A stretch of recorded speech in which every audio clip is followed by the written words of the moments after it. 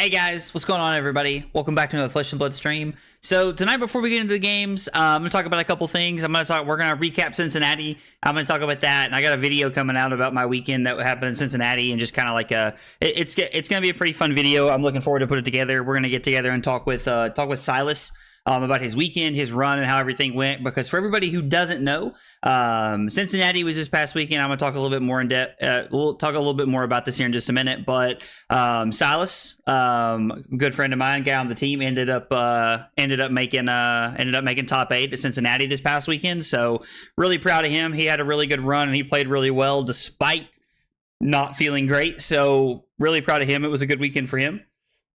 Oh, excuse me. Yo, Trent, what's up, dude? How are you, man? I had the chili just for you, man. It was fun, although I was an idiot and wore white to eat chili, so I got it all over me. It was stupid. So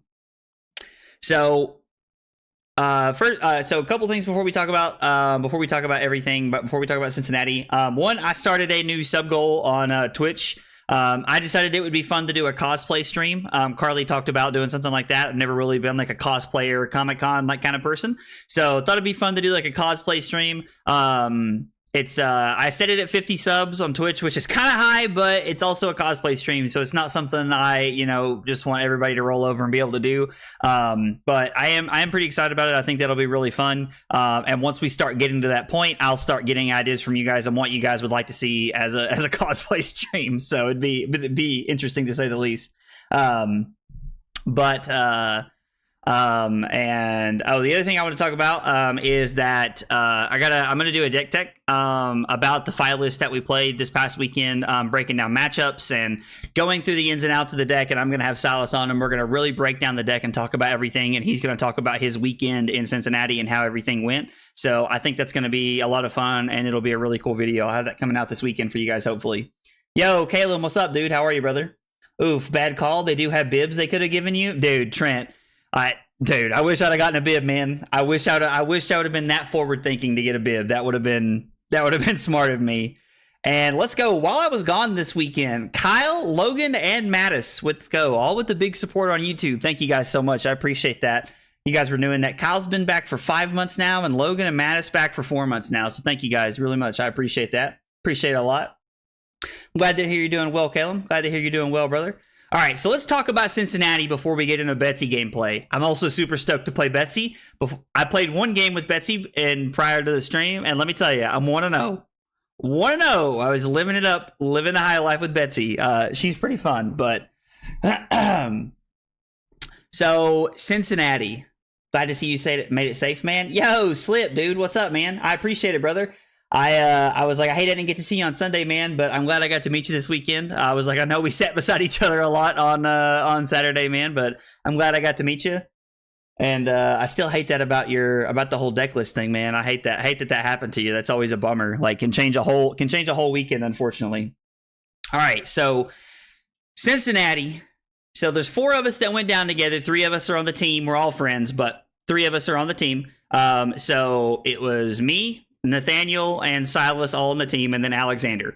We all 4 played Fi, and Nathaniel, Silas, and I all played the same 80 card list that I had been working on, and helps with Nathaniel and Silas in the background that we had been working on and grinding out over the last really month or so. We all started out 2-0. I think all 4 of us were 2-0. I went from 2-0 to 2-4. I think everybody except Silas finished 4-4 on Saturday. Me, Nathaniel, and Alexander all finished 4-4 on Saturday. I had some really clunky hands on Saturday, and they got really awkward. And also I kind of got bullied a couple of rounds, if I'm being honest. Not by people, just by people's decks. I was just getting pushed around. It was crazy. Some of the draws that people had against me, I'm still kind of laughing about and telling Curly about, because it was wild. It was a fun weekend, but there was a lot that happened this weekend. You win anything yet, Bobby? Dude, sorry. I was saying your name. I know that was directed at me. Was my name changed by Silas in the Facebook chat not enough for you, man? Was that not enough? You had to come on the stream and rub it in? But no, I haven't won anything yet. Thanks a lot, man. Did y'all pick up a fancy playmat there? Silas got the cool playmat. I'm hoping he's going to have it so he can show it on in the video that's coming up this weekend. But yeah, Silas got the top 8 playmat, and it was really cool. It was really sweet mat. So Saturday, I feel like I was riddled with some bad luck, and probably after a while was probably riddled with some bad play based off the fact that, like, you know, at a certain point when you go from 2-0 to like 2-3, you know, like 2-2, like it really starts to like take a mental grind at you, and so it's really hard to like bounce back in situations like that. And I've really tried to work on that, like, you know, over the years from Magic to Flesh and Blood. I've just really tried to work on that, but it's really tough sometimes. So I'm sure there was some bad play, but man, like I would have, so like the best example I can give you of how my weekend went is I played at round 4. I was 2-1. I played against Taylor Crawford. And Taylor's a great player. He was playing Azalea this weekend, and we played in round 4. We played a very close, very long game. I drew 1 D-React in, I think over the course of the entire game, I saw 1 D-React. It was crazy.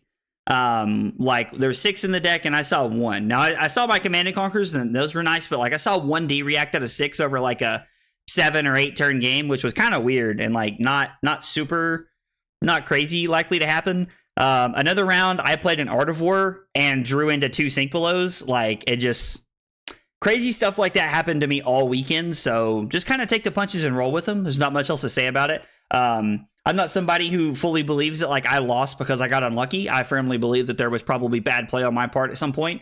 I like Flesh and Blood is way, there's too much of Flesh and Blood that's not variance enough for me to have just lost because of bad play, but it does happen sometimes. So Silas got the top 8 on Saturday, and I was super pumped for him. And he was playing against Lucas Oswald the first round of top 8, and in the first round of top 8, he tried to reinforce the line. He tried to play reinforce the line on a Warmonger's Diplomacy, and it actually cost him the game because he fell so far behind after that. It was pretty tragic to watch. He still ended up getting Lucas down to 1, but Lucas was able to fatigue him and run him out of cards. It was pretty tragic to see, honestly. Pretty tragic. If it makes you feel better, I got mashed into Brody after the Decklets incident. LOL. I mean, dude, Brody's a good player, man. You beat Brody on Levia, and that's one I'd hang your hat on that one. That's a good one, man. Hey, Riddler, what's up, dude? How are you, brother? I saw your post in your Discord earlier, man. I'm excited to actually get to meet you in Hartford. I'm excited about that. Yo, nice to see you again, dude. Z, what's up, man? God, my voice cracked right there. Did y'all hear that? I'm also afraid I'm getting sick. So if it sounds like I'm like a little off, or if like I'm sniffling a lot, like be aware that I'm worried I might be getting sick. My voice still cracks from time to time, but I'm convinced I haven't finished hitting puberty yet. But oh, I couldn't resist. LOL. I'm sorry that didn't work out for you. I know you're putting in the work and are good, so time will come. Oh, dude, Bobby, I appreciate it, man. I appreciate the compliment, but brother, I know it's all in good fun, man. I'm glad you're making jokes about it, dude. When Silas told me he was going to change my name, I couldn't help but laugh. Dude. I got a kick out of it. Great player, and I love the experience of playing against him, but it hurt, LOL. Yeah, I bet, man. I lost versus Brody. Yeah, Brody's good, dude. Beating Brody's tough. I've played Brody a couple times, and I think I'm 1-1 against him. One time was like when OG Viserai was a thing, and he gave it to me that weekend. Let's go. Going to be a blast. Yeah, dude. Hartford's going to be awesome. I'm really excited. I think it's going to be miserably cold, but I am excited, and I think it's going to be a fun weekend. Lucas Oswald is no joke. Oh, dude, 100%. Lucas Oswald is amazing, dude. He's a great player. He's absolutely amazing player. He's it was really good to like watch him play. It was really cool to get to watch him play into Silas. So sorry. Anyway, but yeah, Silas tried to reinforce the line of Warmonger's Diplomacy. And for anybody who doesn't know or who watches this later, reinforce the line says target defending attack action gets +4 defense. And so since Silas blocked with a non-attack action, he could not play reinforce the line. And it was a dominated crippling crush, so it actually made him discard the reinforce the line. It was very unfortunate, and it was really sad. It was really sad, honestly, man. Like I really thought Silas had a good chance to go all the way because I mean, dude, he was playing like he was playing on like another level all weekend, if I'm being honest. Like he was just playing so well. Some of the best Flesh and Blood I've ever seen Silas play. But Michael Hamilton ended up winning on Saturday on Bravo, which is kind of hilarious to me because everybody's talking about how unplayable Bravo is. And it's like, I'm not saying Bravo's good by any means, but like, it just feels weird to like when people say like it's unplayable, like at a competitive level, because it's like, I know that Lucas Oswald and Hamilton and Michael Fang and all these guys are just a step above most of us, honestly. But still, they're winning with this deck at this level. Like, the deck has to have something going for it. So I don't know. When people say it's unplayable, I kind of like my knee-jerk reaction is to be like, oh, calm down. Like, calm down. I think we're being a little bit too aggressive here, but I don't know. That's just me personally. So Lucas is a local. He's cracked for sure. Oh, dude, no, I didn't know that. I didn't know Lucas was a local for you, man. That's awesome. That's probably, dude, I bet you get a lot of good games in if he's a local for sure. Yo, Drew, what's up, brother? How are you, man? How was your weekend, man? I was like, I hate I didn't get to see you in Cincinnati this weekend. So anyway, finished 4-4. Silas top 8s. We're super pumped. And we're super happy for Silas. We had chili Saturday night at Skyline Chili. I was not expecting it to be such a like fast food style restaurant, but Skyline Chili was really good. I also learned this weekend, just don't take cash with you to events. Nobody takes cash anymore. Like, so for the first time in my life, I thought to myself, oh, I'm going to take the money that I'd planned on spending. I'm just going to take cash. That way, like, I can just, like, spend cash all weekend. I don't have to worry about, like, my card or, like, anything. So I was like, dude, perfect. Like, half the places we went to didn't take cash. So I just ended up literally having to, like, take cash and put it back in the bank. Like, it was crazy. It was absolutely crazy to, like, see all of it. To see how many things did not take cash this weekend. So if you're traveling to events, keep that in mind. Just put it in your bank and use your card. I know I sound like an old man trying to use cash, but it was just what happened. That's why I'm not a huge fan of Reinforce. It's good at the moment, but I feel like it's not great. It has to be an attack. If you only have one attack, it hurts a ton. Yeah, so Slip, I don't really know that that's a... I think Reinforce is probably the best card you can play into Azalea and Bravo, but I think like to your point, it can be really hard if you only have 2 blocks in a Reinforce and like your 3 block is like a this round's on me or a Warmonger's Diplomacy. That can be really tough and really awkward in certain spots. So I definitely understand what you're saying, but I think that goes back to more of like I need to build my deck in a way that plays better with Reinforced Align as opposed to like not playing Reinforced Align, if that makes any sense. But that's just that's my take on that. I think cutting Reinforce would be tough in the Fi deck. So we jump to Sunday. It's PTI time. We're all like, okay, like the deck, like our deck can do it. We just need to get some lucky rounds. I think I finished 4-3. There was like 70 or 75 people at the PTI, I think is what they said, and I finished 27th. I got some tickets, so I mean, finished in like the money, if you will. But I think everybody but Silas like cashed, like bought tickets. Alexander finished 10th or 12th or something like that. He had a really good day. He was, I think his 2 losses were to Dash, and I can't remember what else he lost to. He lost to Jacob Ball on Dash, and something else.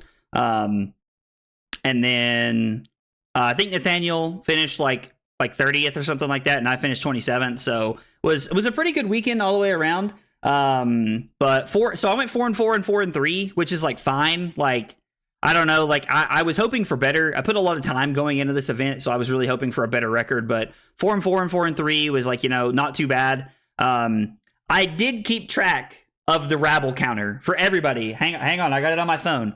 Every single time I played a Rabble, I kept track of how many reds and how many blues I hit, just because y'all asked for it. Just because everybody asked for it.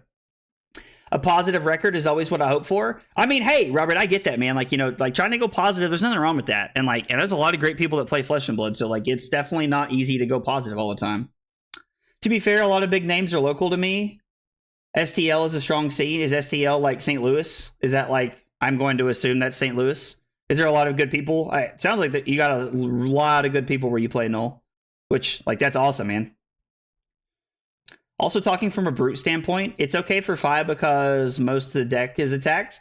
Sometimes with Brute, you have to take hits to trade back decent pressure. So that makes sense, Slip. I get that. I completely get that because it's like, and like some of your cards are no blocks too. So like it just makes Reinforce a little bit more awkward, like on top of all of that. So, okay. So Rabble counter. I played 21 Ravenous Rabbles over the course of the weekend. Now, remember, Trent and Drew have came together to give us our Rabble counter, which is Rabble, Yabble, and Babble, which red, yellow, blue. So we rabbled 15 of the 21 times. I yabbled 1 time, and I babbled 5 times. So I definitely, just under 75% of my Ravenous Rabbles were red. Which I haven't checked, but I would be willing to bet my Talishar Rabble record is way worse. Way worse. So, I mean, not it wasn't bad. So, I mean, 15 of the 21 Rabbles that I played were actually Rabbles and not Babbles, thank God. So, very happy for that. Very happy for that. Lucas, Jacob B, 10. Ooh, I don't know 10. I don't know that name. I know Lucas, and I assume you mean Jacob Baugh. So the Cincinnati legend is back. Let's go. Hey, Bim, what's up, dude? What's up, man? Babble in full. Bavinous Babble. Dude, that's exactly how it feels sometimes. When I play Talishar, it's exactly how it feels. So, yo, Young, what's up, dude? How are you, brother? You doing all right tonight? Okay, so my biggest takeaway from the entire weekend about my deck, there are 2 things that I really wanted to talk about tonight before I get into the Betsy games. Is that the first one is, and I actually had a chance to catch up with Lupine Fiasco about this. Him and I were talking about this on Sunday after the PTI event, and he had a very similar opinion to what I had. Kodachis felt terrible. I did not like Kodachis all weekend. I played against 1 Bravo in 15 rounds, which is really where you gain a lot of points for having Kodachis into Bravo, in my opinion. Kodachis is just into Bravo. If you have the option of Emberblade or Kodachis are just the best. It's just, there's no argument in my opinion. But so I am now working on a file list for Hartford in case I play in the Battle Hardened. For anybody who doesn't know, I locked in my trip to Hartford. I bought my plane ticket today. I'm going to be going to Hartford. So if you're going to be at Hartford, come by and say hi. I'd love to meet you. I'd love to talk about Heavy Hitters Limited. It's looking pretty cool so far. But Kodachis felt terrible. I did not like Kodachis. I wish I would have been on an Emberblade driven list all weekend. I honestly think I would have done better. I think I would have had a better chance at doing well this weekend. I'm doing well, brother. Looking to play some games. Wait, really? Did they not present more chain links for Mass that you got the value out of? Hey, I'll see you there, dude. I'm happy. I'll get to see you at Hartford, man. That's awesome, Young. But no, honestly, so I got to put Mask on the chain twice, a lot of hands because of Kodachis, but they just, I don't know, they just felt so bad this weekend. So it's hilarious to me because I was literally thinking this Sunday afternoon before the tournament was over. And when I talked to Lupine about it, he said the exact same thing that I had already been thinking all afternoon. I asked him about how he felt Kodachis were, and he said, and his only reaction was he stuck his thumb down like this. And then he said, I feel like I lost all my aggro games by 2 to 3 to 4 points. And that extra point off of Emberblade the entire weekend probably would have started stripping cards and given him more tempo at the end of the week, at the end of the games. And it's that is exactly how all of my matches went. That is almost how every single one of my matches went.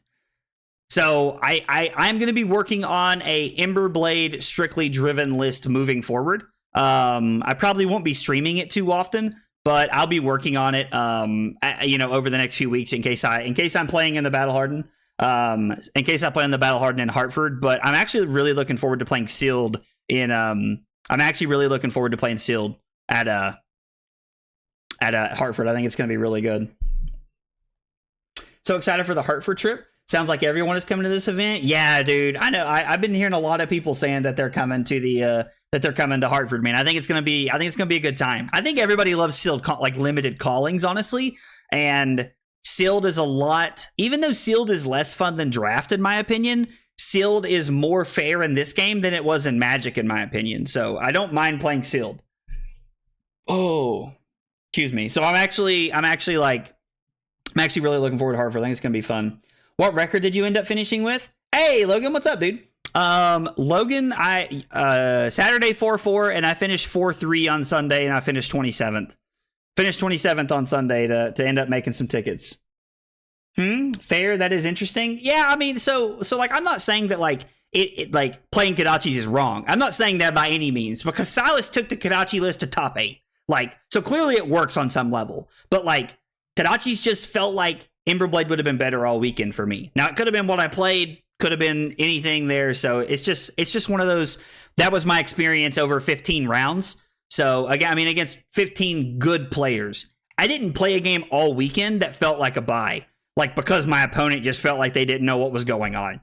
Every single match I played, like, sometimes it's just like I forget how good the competition is at Flesh and Blood. And like, you know, you play Talishar and like I hang out and I'm joking with you guys and I'm talking to the chat and everything's kind of like lax and we're having a good time. And then, man, you get to these events and like, I feel like I am sweating to death trying to get a win. Like, and it's, so I think going to as many comp events as possible this year is going to be better for me over the course. No Kodachis in the side. Slip, I probably won't have Kodachis at all in this list. Like, so I'm keeping my Kodachi list in case I like it best by the time Hartford rolls around. But I can tell you one thing, if I do, I'm changing the list. I'm playing less Chain Enders because that's the second thing. Oh, sorry, I got like a hair on my lip or something.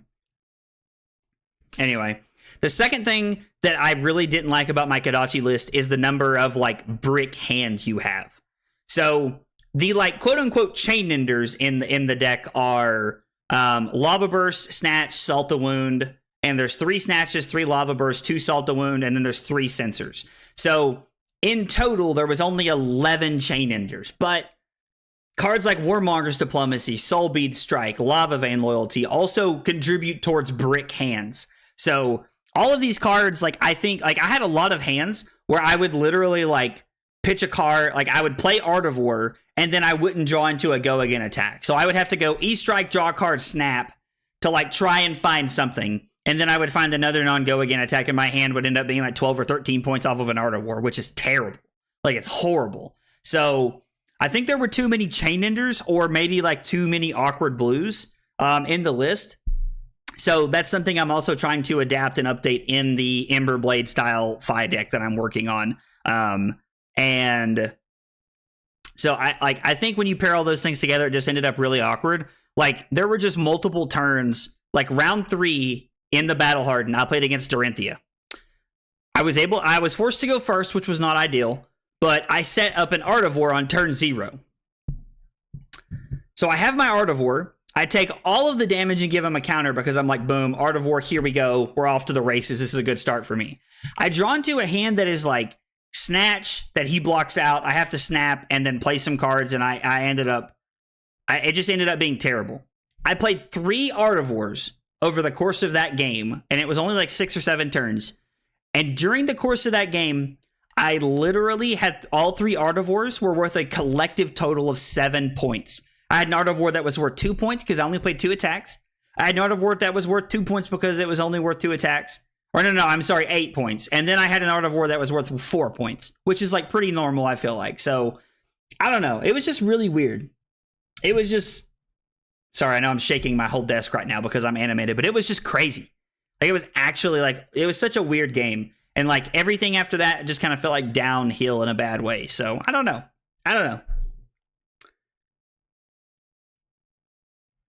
Hey, Blaze, good evening. I'm really excited for Heavy Eater's release. Can't wait to see some heroes in actions. What do you think about Victor Goldmane? Hey, Edordo. I hope I'm saying that right, Edordo. I'm actually super excited for Heavy Hitters. I think Heavy Hitter is going to be an awesome set. Now, I know I say that about every set, but like Heavy Hitter is going to be a lot of fun. And I think the limited portion is going to be really cool. Victor looks really awesome. Like, Victor, like, trying to, like, maybe slowly grind, like, you know, like, mill their opponents out is, like, really interesting. Like, I don't know, like, it's really cool. And I think his weapon is also fun because his weapon, like, gives you the ability to clash or whatever and, like, put -1 counters on it and stuff like that. Like, I think Victor's going to be really cool, and I think people are going to have a lot of fun playing Victor in the new set. I'm really excited to play him, actually. I think he's going to be a fun hero, 100%.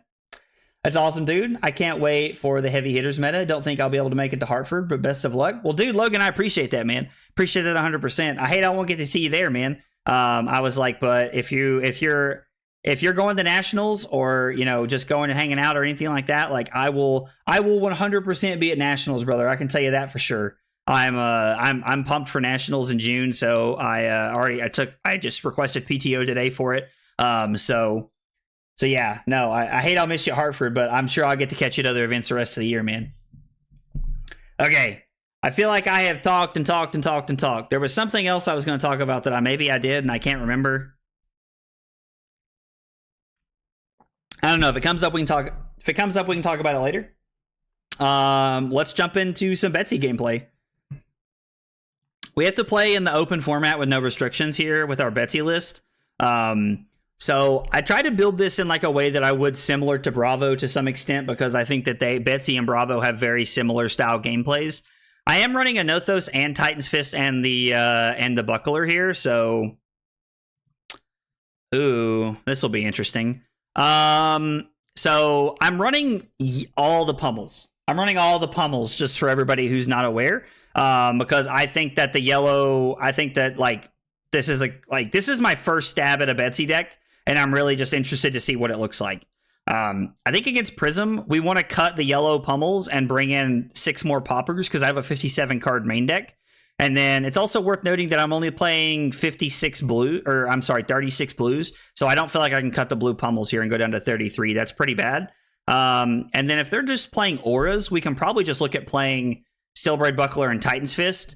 And we're probably supposed to flip over Null Rune Boots here, just in case. Like Merciful Retribution, things like that. So we'll try it like this and see what happens. Betsy is really cool, and some of the 3-cost wager attacks are really fun. Like, I've seen some really cool lines. I also was thinking about playing Tunic in this spot, but the Seismic Surge is so relevant in this deck. Like, it's crazy how relevant it is. Figment of Protection and a Shimmer of Silver. Okay. Well, we don't have Go again here, which is rather unfortunate. But we can pitch Command and Conquer and play Crush the Week. Or maybe I'm supposed to... Maybe we're supposed to pitch CNC to do this. And then we're just supposed to hit the Shimmers of Silver. I think that's fine, honestly. Like, we want to keep the auras off the board, although if they just go straight auras, at some point we do start to like really lose the game. So, okay, this is good.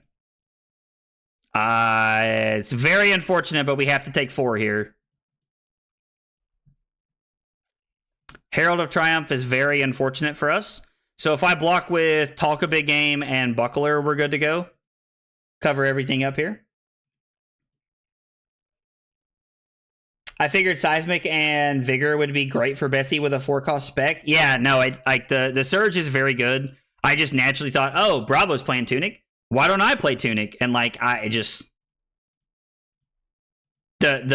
tectonic plating is definitely the way to go, I think. I 100% think that's the way to go here. Slip, I think that's like way better. The Surge is actually insane.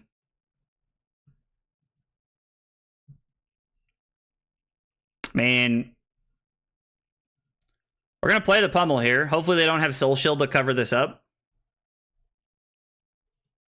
Well, that's a big Sag. So they're going to lose their Wave of Reality here. Or their Spectral Shield. I wonder if they have to lose that first. I don't know. I really don't know.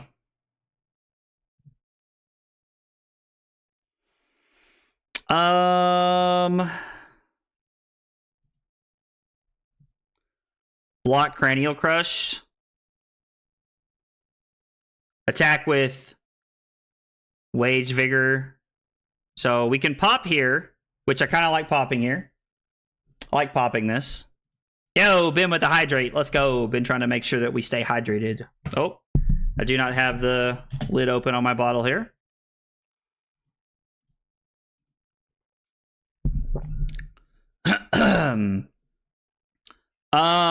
I don't think I want to wage here because they'd have to give me a 3-block and a 2-block for them to not take any damage, and I don't want them to have a vigor here. So what I'll do is I'll just come in for 7, and then we'll arsenal the bet big here, and we'll just try to get in the red zone here after this. Do what we can, just try to punch in there, make it happen. Guys, by the way, before we start playing, I just really want to take a moment and say thank you to everybody who interacted with me or, you know, just come up and said hi this weekend. I had a ton of fun meeting everybody and just hanging out this weekend in Cincinnati. Like, that was by far the coolest part of my weekend, was just all the people who came and talked to me and were like super nice, and everybody was just great. Like, I really appreciate that. I don't think it's right, but I kind of want to take 6 here. I'm probably supposed to give the Thunderquake, right?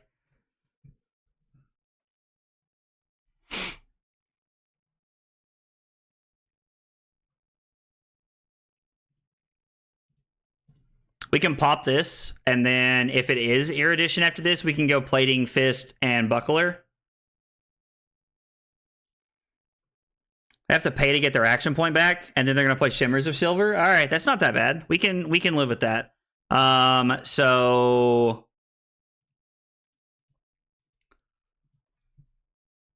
I could pay for the Overpower here, but I don't think that's correct. I think I would rather just pay for the Pummel. The Pummel's pretty solid here. One of the downfalls of this is that it's kind of like Bravo. When I don't pay the 2, it's pretty on the nose that I have the Pummel, right? So, like, it's pretty easy to look at this and be like, oh, he has the Pummel, like, duh. And it's like, I do, like, or it could just be like the craziest bluff in the history of the world. So, I don't know. Thunderquake is what happens when Betsy enters the arena. Oh, God, that's so true, Trent. Dude, like, I'm like Betsy is like just a massive human being. Like, it's crazy to me to like think about it. Like, I've never. No, I'm not gonna pay.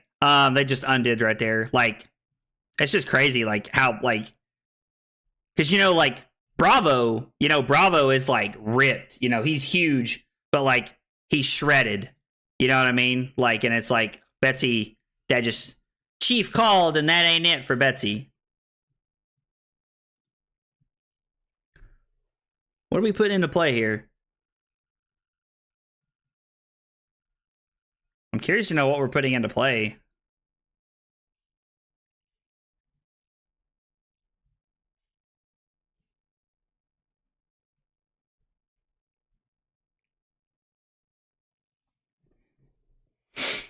This is interesting. Oh, Snap playing my new main. Caleb, are you now playing? Are you on Betsy? Are you talking about me playing against Prism? I'm going to take the 1 Arcane here. That's fine.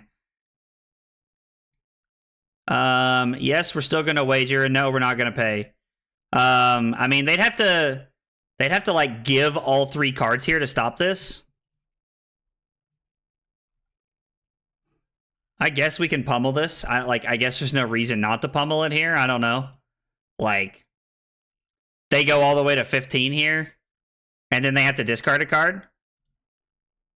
Like, and we get the gold is actually randomly really useful, by the way. Like, we can actually like do some pretty cool stuff with the gold here. Ever seen that show 1,000 Pound Sisters? Betsy ate both of them. Oh my God. I mean, no, I never have seen that show, but that's absolutely amazing. Oh, Trent, you're a legend. Yes, I'm building Heavy Betsy. I assume you meant to say Betsy instead of Heavy Betsy right there, but I kind of hope you just meant to say. Oh, I kind of hope you just meant to say. I hope you meant to say Heavy Betsy right there. That's awesome that you're building Betsy, dude. I think Betsy's going to be cool. Like, Betsy's going to be a fun hero. Really wish we had like a Rouse or something here.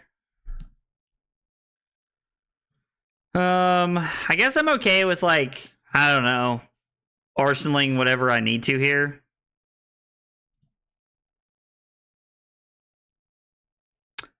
Like, I gain a resource and the +1. Like, do I just want to throw the Macho Grande?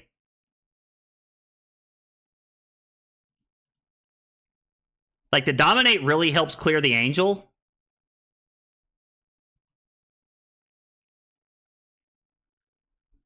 I mean, and this is for 9. I feel like this actually, like, really helps clear the Angel out here. We can probably get this and some Spectral Shield tokens. She built, like, the Go Lock the Destroyer. Oh, she built, like, something. That's for sure.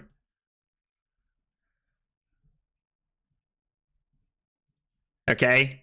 So he takes nothing there. Covers up the 6 because of his other cards in hand. But that's okay. We're starting to, like, clear it out a little bit here. So this is not bad. I mean, I can take 6 here because I can actually pitch Pummel to play Rouse. You know what? I'm actually just okay with this. Because this is when a Herald card hits. Yeah, I'm just okay with this. I don't want them to have another Shimmers here. No, I'm not popping this. Betsy built like she chased Indiana Jones through some Mayan ruins. I mean, real talk though. Real talk though. Oh, man. All right, so we got 14 here, so I can go Rouse with him, and then I can pitch the Disable to hammer the Shimmers, and then I can Arsenal to Crush the Weak, which is pretty cool. I mean, I against decks like Dromai and like Prism, we really need to have like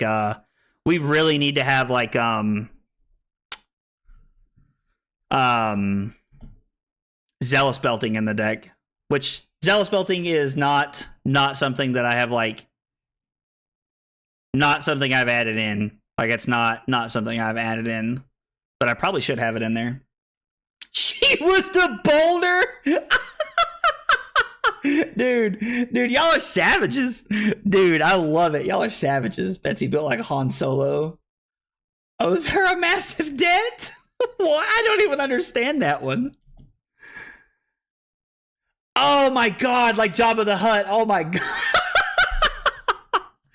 Oh, dude, there's like such a delay right there from me too. You can like total delay right there. That's, oh my god, this is absolutely amazing. I mean, are we just killing the Parable?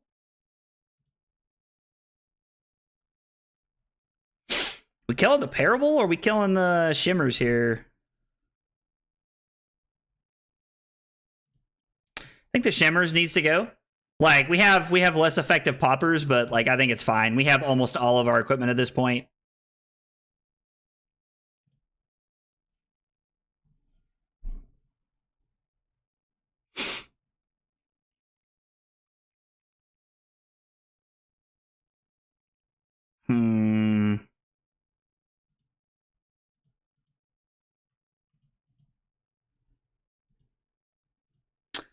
Okay, well that has to go.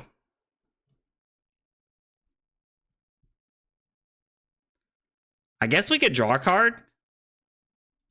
And we might as well, right? Like, there's no reason not to.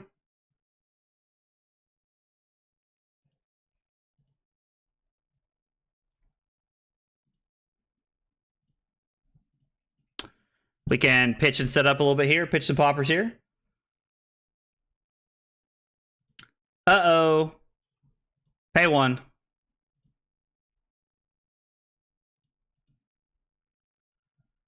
Hey, Taylor, what's up, dude? How are you, brother?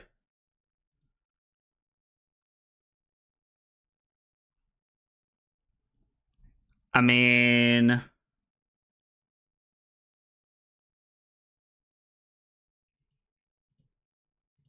guess we're just going to block it. Let's not take any damage. I would go Shimmers here. Oh, getting rid of the Shimmers last turn, or the turn before last. Yeah, I definitely think that was the correct play there. Like, I definitely think that was the correct play. Now we're going to have to kill the Merciful Retribution so we don't let that stack up and get us over time. And wow. Okay, well, this dude is the gamer. This dude is a real gamer right here.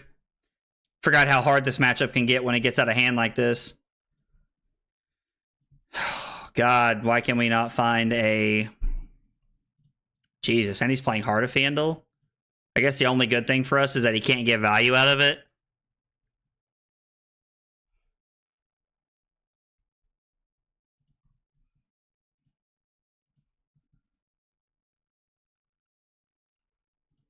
Let's put this on the bottom. So now we're faced with a pretty interesting decision here, actually, like all kidding aside. All right, hang on. Let me catch up on the chat here. I'm bigger than you. I'm higher on the food chain. Get in my belly. I love that from Austin Powers, dude. Betsy's battle cry. She enters the arena. That's where KO's arm went. Oh my god. Oh, it's absolutely amazing. That's absolutely amazing. Guardian versus Prism is rough though. At least with auras it is. Yeah, it's really tough with auras with Slip for sure. You going to Hartford? Yes, sir. Taylor, I will be there. Are you going to Hartford, brother? So we can actually just attack them and pummel this. And then arsenal the CNC. We can wager. We can pay for Betsy's ability.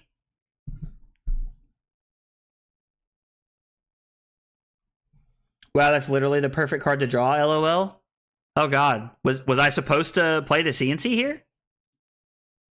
Why was I supposed to play the CNC here? I might be having a stroke. Or were you being funny? I can't tell if I actually... Is there like a bigger reason to play the CNC here that I'm missing? If there is, I'd love to know about it. I'm just curious to know why I should have played the CNC there. Because it feels like if we can overpower this and wager the Might token, we have CNC for 7 next turn.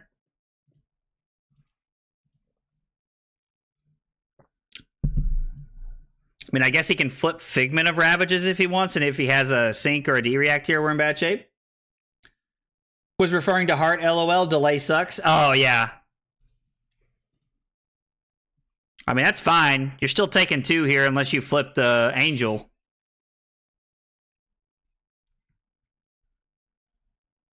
And you got to flip the Ravages here to play around it, which is fine with me. Because it means you're not Genesing, like...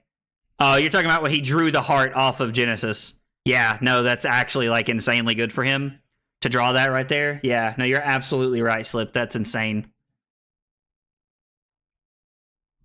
So he's going to go ahead and take the time to flip the Ravages now.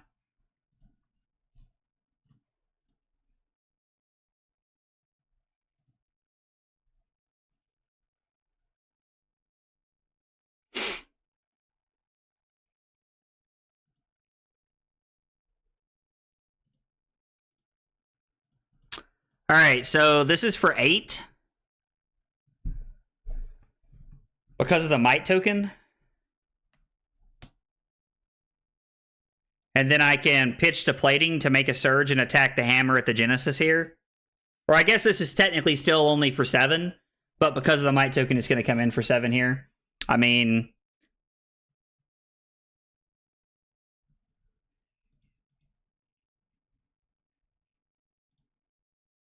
I could alternatively throw the Command and Conquer at them. And let them decide if they want to keep a card here. But I feel like I need to start clearing the chain in some way. Like, I feel like I need to get stuff off the board here.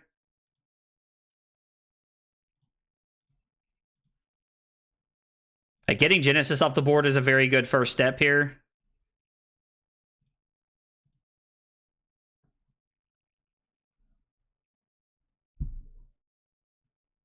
I mean, we can actually just block 4 here.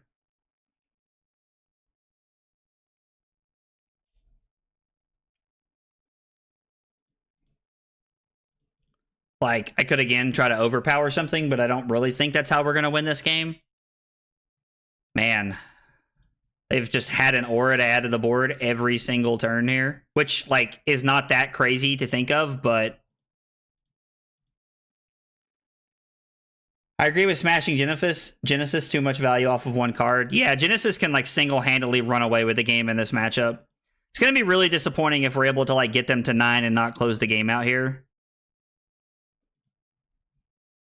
I think we have to take 4 here.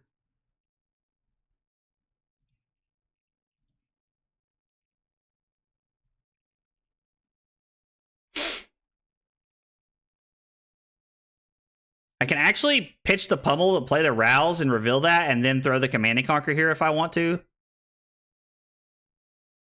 I just have to be willing to eat 5 more damage right here.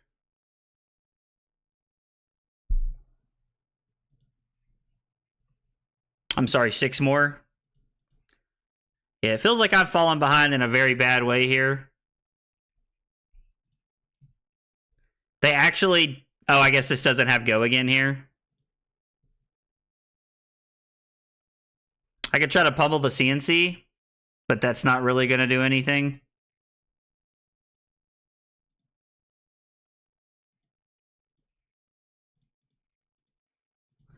So this will be for 6 go again, which gets 2 cards out of their hand. And then the choke slam will be for 7. And unless they have a D-react, they're forced to give me the angel here, which is kind of nice. More like getting some auras off the gourd. Look, not all the jokes tonight can be winners. Hey, listen, Trent. They can't... Like, I understand. I understand. Not everybody laughs at every joke. It do be like that sometimes. All right, so this being for 7 should be pretty good unless they have a soul shield here. I'm hoping they have a note, like a no block in their hand, and they're forced to keep it to try and throw the parable at me. In which case, I can give 4 exactly. Okay, he's just going to give me Sink Below here. He has double Sink Below. All right, well, that is extremely unfortunate for me. Like, he's literally just drawn what he needs. Oh my god, are you kidding me right now?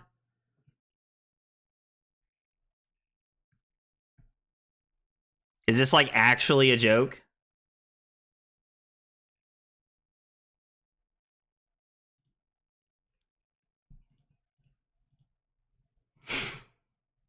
Well, that probably just lost us this game.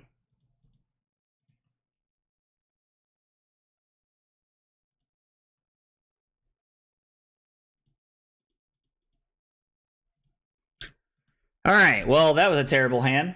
Ravages is such a good game closer. Yeah, Herald of Ravages, like any of the arcane ones, are really good.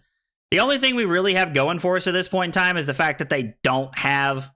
one, they don't have a way to give this go again. And 2, they don't have a way to deal arcane to us. So we're probably able to like try and keep a hand here and do something with it. Hopefully. I can block with Spinal Crush and then try to... Honestly, there might have been some reason to just block 6 there. No, I think I have to pop it there. Such pretty red you have. No soul, so no arcane. Yeah, that's like the one thing I have going for me is that like them attacking like this is like not adding anything to the board for them.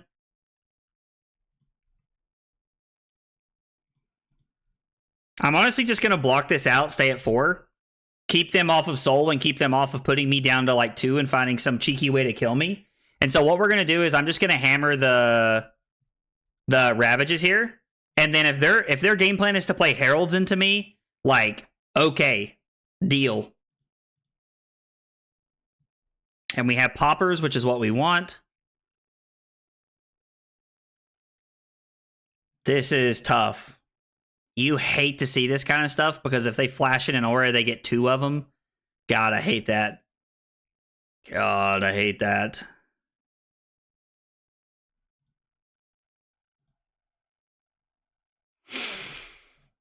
Oh, man. This is like such a... I've seen people bake this play so many times and... Oh! Okay, that's not bad for us, honestly.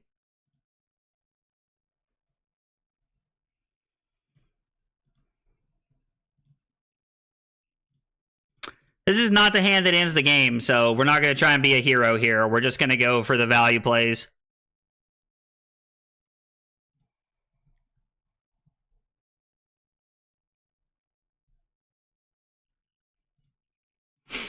I guess let's pop this here. Hopefully they don't have like some like minus of 0 for 3 or something crazy.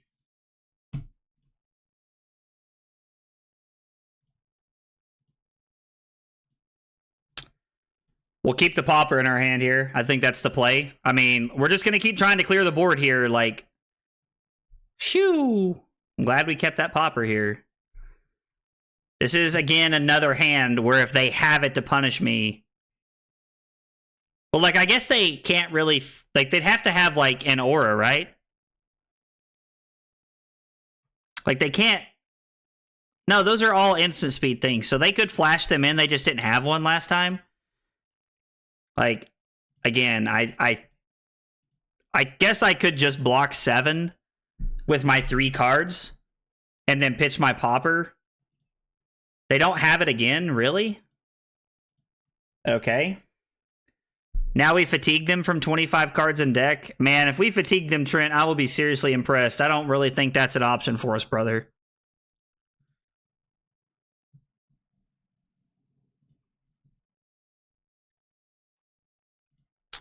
I'm going to be honest, I don't think that fatiguing them is an option from here. I think we're going to throw the Command and Conquer at them and just stare at them and see what they do here. Because if they block 10, they have to give us, like, every single card in their hand here. Riveting gameplay. Listen, Trent, we're doing what we can over here. We're doing our best to close this game out, okay? Like, being at 4, it's not very likely we fatigue them, but I guess anything is possible. This is not the kind of games I was hoping to play with Betsy tonight, but here we are. Unfortunately, we can only put them to 1 here. Now, we do get a card out of their hand and a card out of... We do get a card out of their hand here and a card out of the arsenal here, which was a Sink Below. And they give us a Genesis. I mean...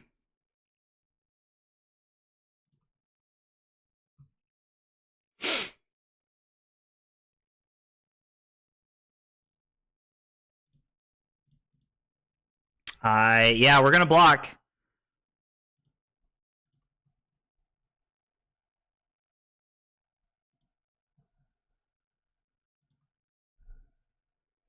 We're going to Arsenal the Pummel this turn, and we're going to kill the Pierce Reality. Right? No.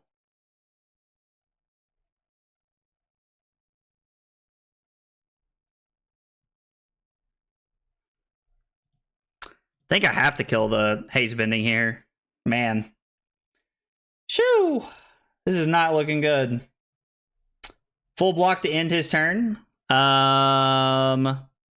Sorry, Slip. I must have missed the moment you were talking about, buddy. I'm sorry, man. This is the type of Guardian gameplay that I like. You enjoy this, Robert? Is this the kind of stuff you like to play, man? Play lame, win game, as the gamers say. I mean, hey, man, if it's winning games at a high level, you will never hear me complaining about it. That is the truth, brother. I promise you that. You will never hear me complaining about winning games. The fact that they have a Spectral Shield is going to just pretty much make this even harder than it already is at this point in time. They put this into their soul, and hopefully they draw another red.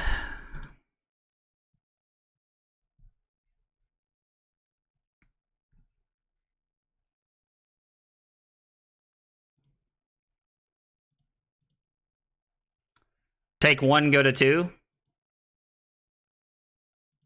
So the question is, I think we're at a point in the game where we have to go for the win. Like, even if it sucks. Like, I think we just have to crush the weak them and hope that we can cross the line here. Like, I think that's all we can do is just hope that we can kill them here. Send the pummel on the hammer. They would never expect it. I mean, they may not expect it, but there's always the off chance that they do, if I'm being honest, Trent, and that scares me. Like, they probably think the pummel is coming here. They probably have a sink or something. Yeah, so, like, God, they get to go to 2. And they have the Soul Shield here, which is just, like, terrible for me. This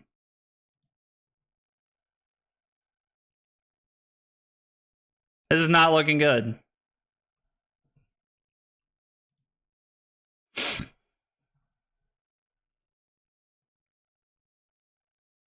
I think we're just dead now, right? Like, that was our opportunity, and now we've lost.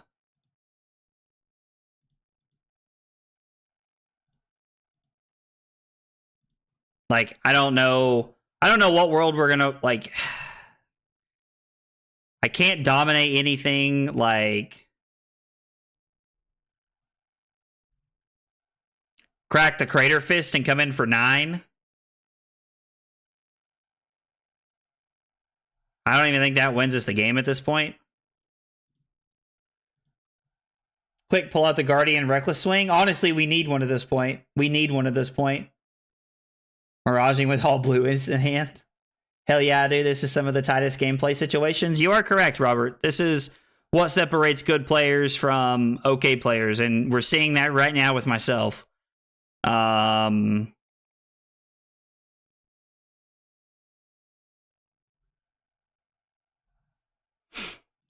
guess we can attack the Genesis here. I don't know, like this. Oh man, we got close. Like there were just too many turns. Like they had too many stints of the game where like we were trying to play cleanup. There's just not enough. There's not enough big attacks in our, like there's not enough dominate in our deck. Overpower is just not as good.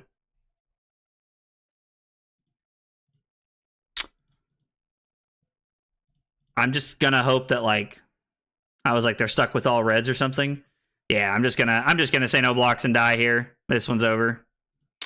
Good game, opponent. Man, that sucks. You'd like to win that one. It's a game you like to win, and that's a game I've won a lot. Like those grindy games, like where I'm playing Oldham or Bravo or something like that. Like I just feel like there are so many more chances to like actually punish your opponent if you're playing Bravo there. Like maybe I didn't value the overpower stuff enough. Maybe I should have focused harder on playing some overpower stuff with pummels. I don't know. That all felt man, feels like a game we should have won right there. Bravo unplayable. Hey, nice comment about a hero we're not playing, Nathaniel. Oh man. Yeah, Bravo unplayable into Prism. Betsy, we played on Talishar. We played against Prism. We went second. They forced us to go second. We lost that game. They were on Aura Prism. Too much to keep up with. Dominate is a heck of a key word. I mean, I feel like I spent the game trying to play the controlling role when I need to, and I tried to play the more offensive role when I thought it would be better for me, and it just did not work out that way. So, I mean, it's unfortunate, and I'm sure I could have played that game better. I haven't played Guardian into Prism in a long time. Rough? Yeah, that's rough, Slip. That's really rough for me. Oh, dude, Mason with 2 hydrates, dude. Oh, dude. All right, let's go. We got Mason with a hydrate. We're going to do that one first. We got Mason with a big hydrate and Slip with a big hydrate. So I got a couple do that, and then I'll get the next one here. Who's got 500 points? Oh, man, that's hilarious. Give Betsy a buffet. She will be great. Oh, my God. Oh, dude, what's up, Mason? How are you, brother? Are your gameplay notes for yourself, or is it a team thing? Both. I keep them for myself so that I can go back and review games later, and I also keep them to talk about the team with. And we have a team Discord, and I share all of my notes at the end of every week. And everybody on the team shares their notes at the end of the week, and we always talk about what we're playing and who's playing what, and kind of like a way to like, you know, all of us to like play the metagame a little bit more, and to kind of figure out what we like and don't like about the metagame, and to kind of like, you know, move together as a team. So it's definitely for it's for myself personally, but it's for all of us. All right, first big hydrate.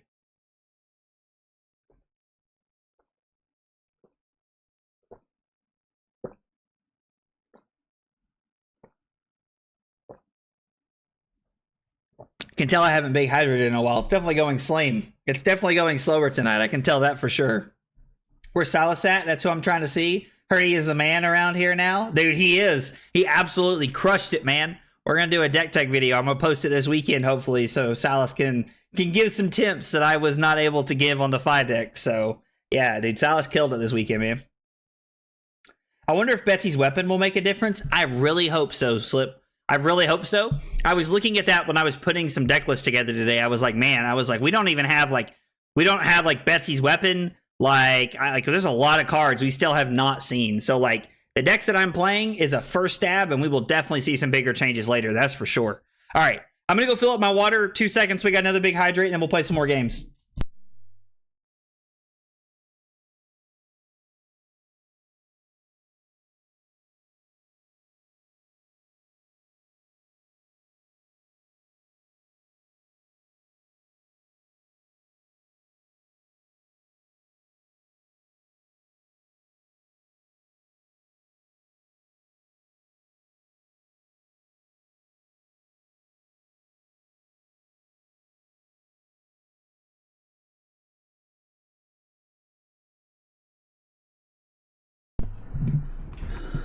All right.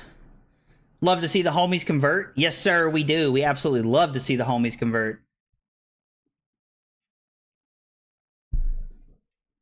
I'm ready for her. I hope she just doesn't sit on me. My God, Caleb. Dude, y'all are roasting poor Betsy alive. My man. Wait, this isn't Silas. I'm leaving. I thought you might, Nathaniel. I was like, Silas is the real upper echelon gameplay here. It has to be something to do with Wager. Yeah, I really hope so, Slip. I really hope her weapon has something to do with Wager here.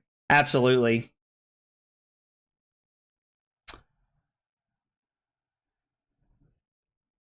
The Silas in the top 8, the Battle Hardened was one of yours. Yeah, that's my buddy Silas. He's one of the he's a good friend of mine and one of the guys on our team. So yeah, it was really awesome to see him do well. Me and him and Nathaniel we're all playing the same 80 this weekend. Victor's is all about Clash, so I don't see why it wouldn't. Yeah, no, absolutely. Like Slip, yeah, it'll probably definitely have to do something with with wagering for sure. The wager mechanic is really cool. I've really enjoyed the wager mechanic so far. All right, we got one more big hydrate coming.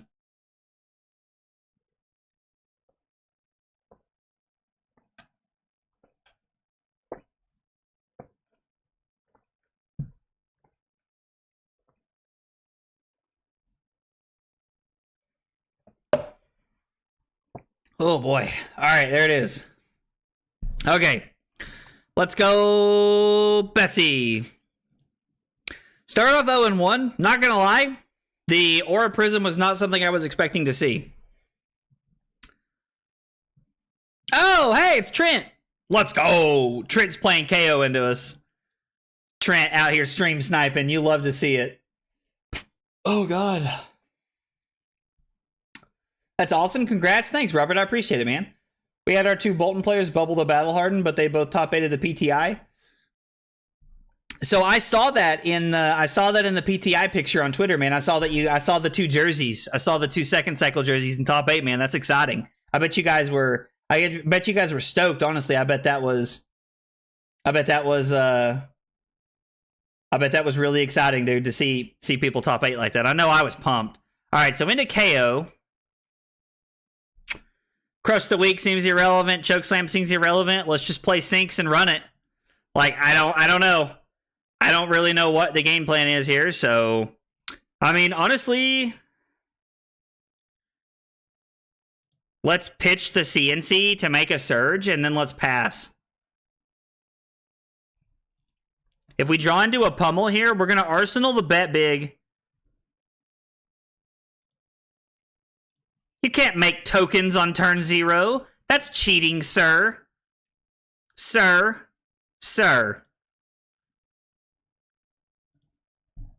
We didn't draw Spinal, or we didn't draw Pummel, but, I mean, we do have a pretty good Rouse turn here. Rouse into, like, pitch the Chokeslam, reveal Spinal and this, and then we can just throw the bet big here. And we could probably pay if we wanted to. I don't know. Let's try to, What is this? Bro, is he... Oh my God.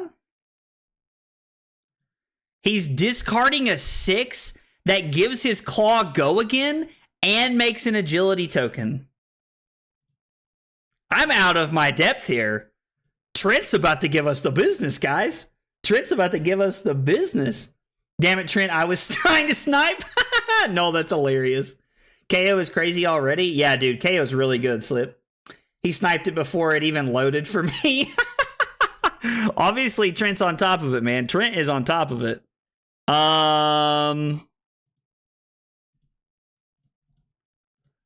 Yeah, I mean, let's just go 7, go again, and then we'll throw the bet big here just for 8, just out of value. I don't think we're really in a spot to try and wager at this point in time. I could alternatively make another surge with the Spinal. And actually, that's probably a better play. And then throw the hammer, because I really want the bet big to hit if I can. I think that's a much better play for me, honestly. I'm most interested in playing KO. I'll be doing the heavy sealed alpha draft invitation side of it on Friday in Hartford. Is that the thing at 1 o'clock where you get the Ravenous Rabble? Is that the Ravenous Rabble thing, Riddler? Because if it is, I also am playing in that. We're literally flying out of our airport, which is about an hour and a half for me, at 7 a.m. so that we can make it on Friday morning to play in the 1 o'clock event, just so I can get the Ravenous Rabble promo, because I really want that promo. It looks really cool. I'm actually really excited about it. So we pitched a Command and Conquer, so let's go blue Spinal here.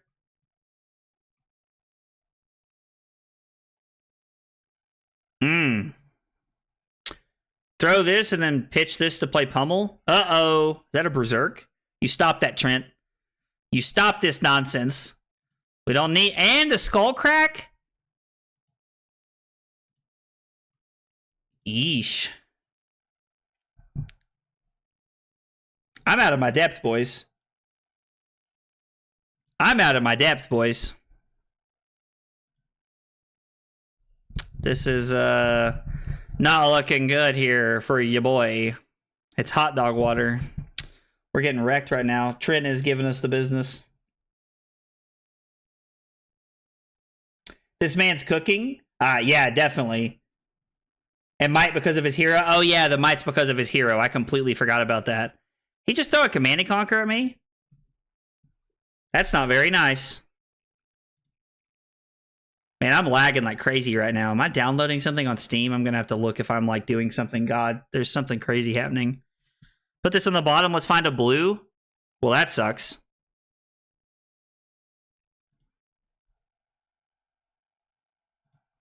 I mean, I guess I can Spinal Pummel here if I pitch everything.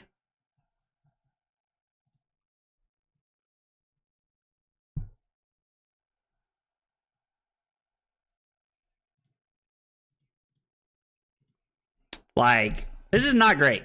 I was really hoping to use that bet big right there. Depresso.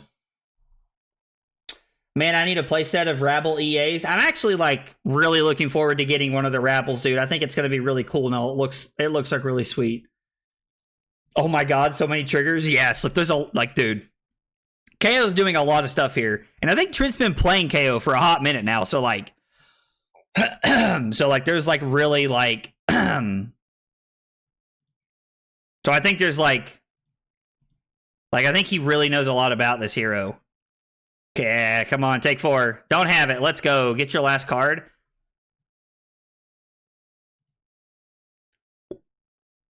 What did I do?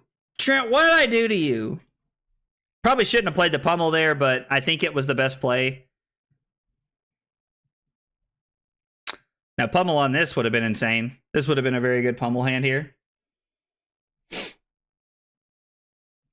Yeah, I'm actually really looking forward to like getting a hold of one of the... Because if he rolls a 4 there, he can go Claw into Swing Big there, which is crazy. So I'm actually just going to block 9 here. And then Arsenal my Command and Conquer. I seriously think that I can get the Quicken token and get more value out of this with the Command and Conquer on the next turn than I can by actually just trying to swing the hammer here.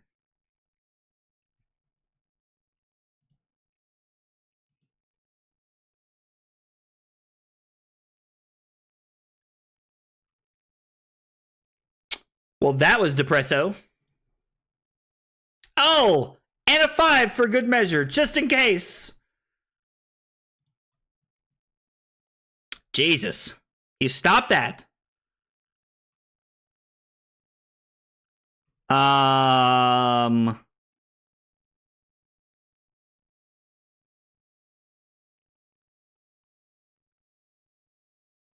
right, let's actually think about this for a second here.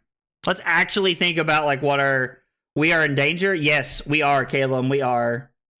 He saw the Pummel coming from a freaking mile away. Yeah. Yeah, he did. He definitely did, man. I slipped. That was not a good turn cycle for me. It was not a good turn cycle for me. So I can go bet big here into Command and Conquer.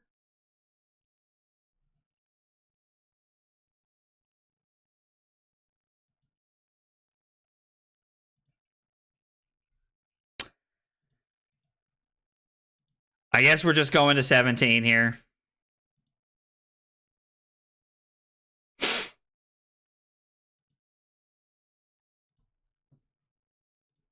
Let's play the sink below. I'm not going to sink anything, but like, we are going to try and get a turn out of this. Please don't have something else to throw here. Jesus. Jesus. God in heaven. I mean, I guess I could have just blocked more here. The CNC play feels like so bad here now. I kind of just want to like throw this, but like I kind of want to like use overpower for this and try to like push through here, but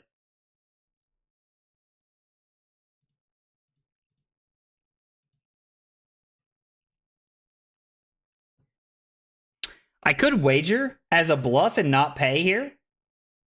Like,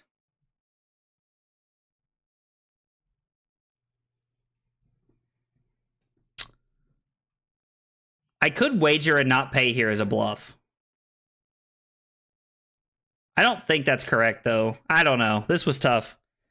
It's hilarious that I was like, oh, I'll just block 9 here, and then I'll set up my CNC for a going in turn, and then Trent had a Blood Rush turn. Like, those moments right there are like completely what changes a weekend. Like 100% what changes a weekend.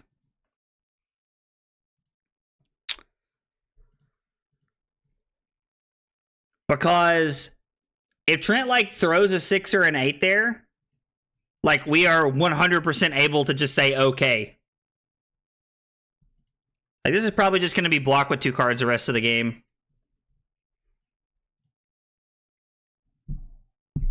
A 2 and 2 5s, huh? I'd overpower since he doesn't have the arsenal. I mean, him not having an arsenal like was a big part of it. I guess like it might have been better to go that route.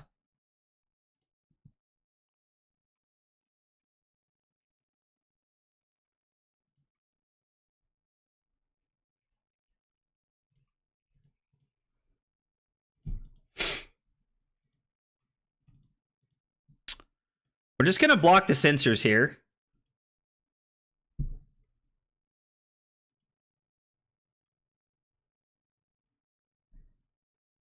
And he does want to wager here.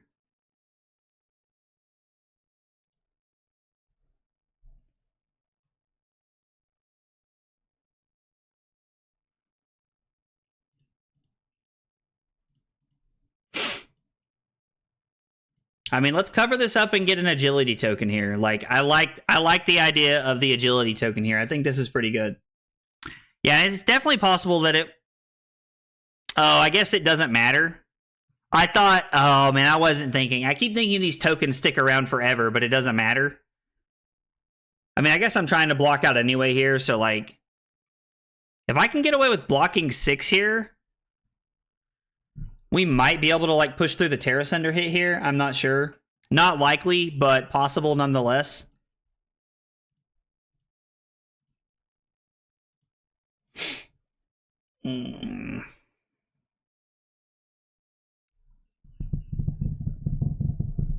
Block, boulder drop, and debilitate, I guess. 2, 5, 5, 6, huh? Oh, and the Berserk. Dude. Okay. So, what does Berserk say? Banish it. If you do, reveal the top card of your... Okay, so he has the Blood Rush in hand, so this is just 5 go again.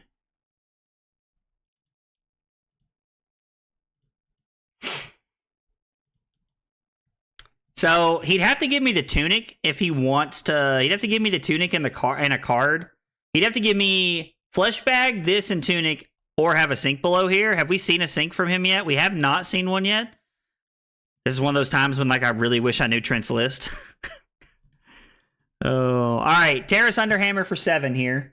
We tried to play a little patient and have a little bit more of an actual Bravo turn here. I mean, if he's willing to give me everything, he can stop it. But to be fair, like, him giving me everything's really not that big of a deal as long as he has the Blood Rush here, I guess. because he can like really just try to like run me over this turn. Would debilitate them buckling blow.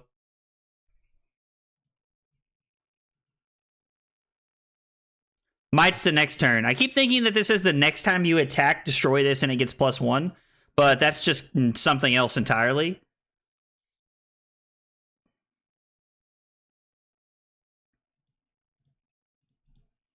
If I need to try and arsenal my Terra Sunder again if I can. Not likely that I'm going to even be able to keep it here. Bro. Can you miss one time, Trent? I mean, yeah, we'll go to 5. Like, and then I can block 4 here, so I have to hope that he can't kill me. Thank God he couldn't kill me here. That's only the second Blood Rush we've seen, right? It's not over here. Yeah, it's only the second one we've seen, so we're just going to pass. God, there's so many 2 blocks in our deck. It's terrible.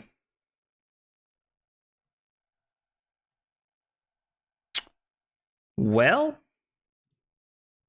it's not looking good, boys.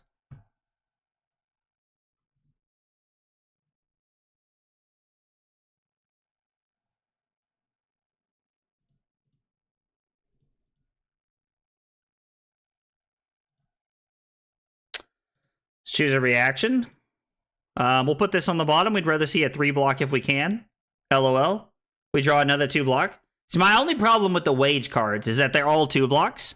Like, and I understand why they did that. Because it makes it harder for Guardian to just, like, do its best to fatigue you every game. But, like, I'm sorry. What? What just happened?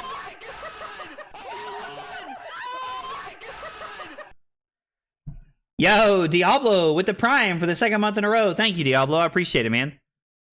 I hope you're feeling better, man. I saw you and Ben were hanging out in the Discord earlier. Hope you're feeling better, brother. Well, now we're just hoping that he's not running Reckless Wings because we're at 2. Which, again, not very likely. And all of our pummels are now going to, like, all of our 2 block cards are just going to be terrible here. We're about to be 0-2 with the old Betsy deck.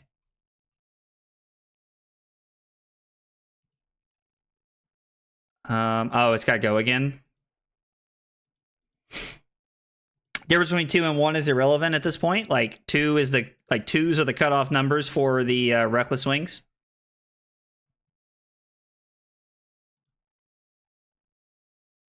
Draws and discards a 6. I assume there's 0 misses in his deck here, so we block 3, take 3 here. Yep. Pulping, just getting us. I assume there's 0 misses in his deck here. Man, Trent gave us the business that game. That was tough. AVPT of 14.63 over 9 turns. Shoo! Dude. Trent absolutely gave it to us that game. That was terrible. Definitely, I can definitely tell I have not played Guardian in a while. Just 0-2 right there.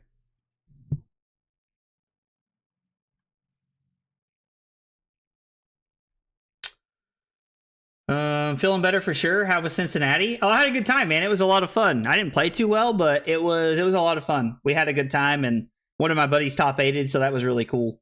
Get Diablo in the game again. I think Diablo was tortured enough, Nathaniel, that night. We might have Diablo back on for a stream when I can be, you know, coherent enough to actually, like, you know, help him a little bit. This time around. I just realized I was not in your Discord. The invite in the link description is expired, though. Oh, dude. I thought I updated all of the links. I thought I updated all of the invites, all of the stuff. The one in my link description must not be completely up to date, which sucks. Try this one and see if it works. Let's I need to update that. Hang on one second. Let me update that real quick while we're sitting here, because I don't want people to not be able to join if they'd like to. So let's copy the link that I just copy link address.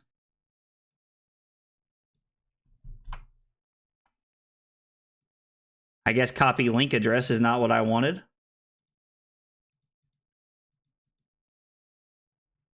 Okay, no, do not save any of the changes I've made. Okay, the new one works? Okay, good. I'm glad the new one works. Yeah, give me 2 seconds here, guys. Let me update this in the stream real quick, and also why can I not just copy this link?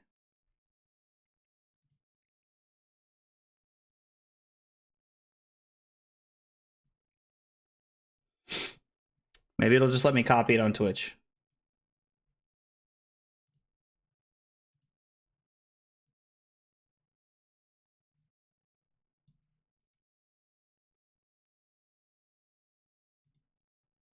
Yep, let's try that. And then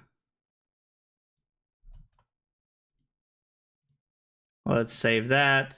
And then let's edit the video real quick. Sorry, I just want to fix this in case anybody else tries to join. I'd hate for somebody to not be able to. God, now it's going to be bad in all of my videos I've posted recently because I have all of it in there. Oh boy, that's not good. That's not good for me at all. Okay. Well, we got it updated at least, so there's that. Okay.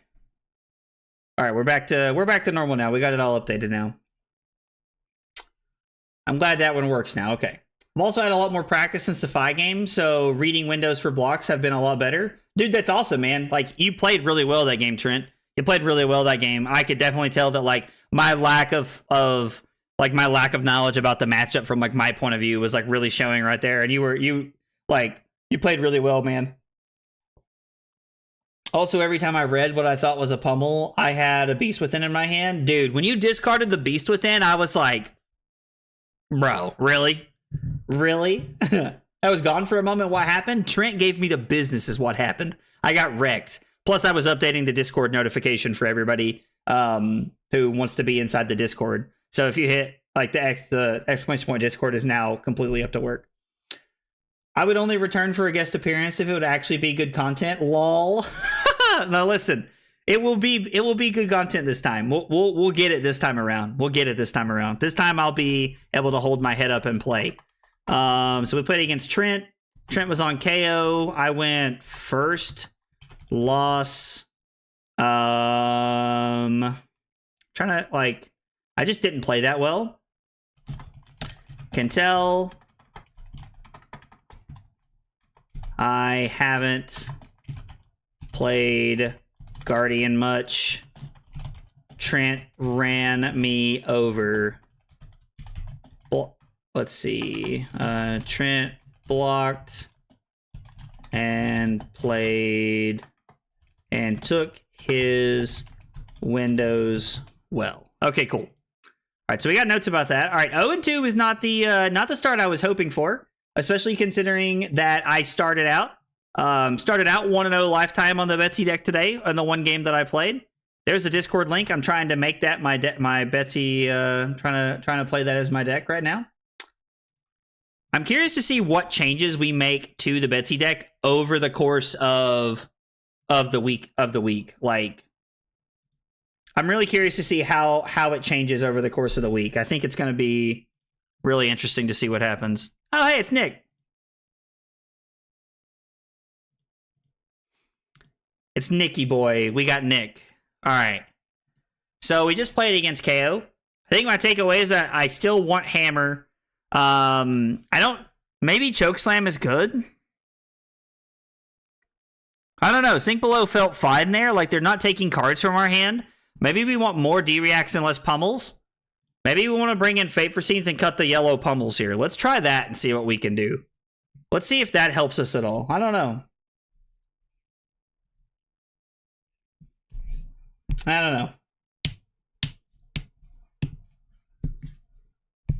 Also, the interaction between the wind-up cards and giving the claw go again also feels like it'd be some crazy tech. Trent, when you discarded that yellow 6 to give your claw go again, like, you need to rewind and watch to that point of the stream, because there was a solid, like, 10 seconds where I was just staring at the screen. Like, it was really cool play. I didn't even know you could do that, man. It's awesome. It's really cool, dude. It's really cool. Anti-sniped again. Madge. I'm sorry, Noel. I'm sorry, man. Dude, Noel, if you want to play, man. Like, I was like, dude, like, I can put Noel in the thing, man. I can put Noel in the name if you want to play, dude. I'm totally down for that, bro. I am totally down for that. KO again, yikes. Dude, come on. We're going to have a better game this game. I learned some last game, and I'm going to play better this game. Hopefully we can cross the finish line. Plus, Nick's a teammate. This is going to be fun. It's going to be fun. The Might. We want the Might token. He does not wager with us. I want to keep the Terrace Under here because I really like the Terrace Under. Terrace Under play is awesome. Defense is good versus KO since they don't intimidate. Yeah, so that's what I was thinking, Slip. That it seems like it's a lot better since they can't take our cards out of our hand. So having Fate and Sync would be pretty good here, I think. I think for sure. Any interest in Kasai? Are you talking about like me like playing Kasai? Because if you're talking about me playing Kasai, then yeah, absolutely. Like I think that like Kasai looks really cool and like a lot of fun. I think Kasai is going to be like a lot of fun to play. Honestly, like Kasai looks really cool. I played a couple games against Kasai, honestly, and like I played a game against Kasai. That was the one game I played earlier, and I had a really hot streak where I like ran them over. But Kasai is like looks really cool, honestly. Bro, new Kasai looks so crazy and fun. Dynamos are crazy. Yeah, the Dynamos are actually wild in that deck, dude. That's just like free block every turn. It's dumb how crazy Dynamos are in that deck, dude. So Nick took one and basically just gets to keep his hand. How stupid is that? So we can sink one of the bet bigs and that'll cost 3. So I can...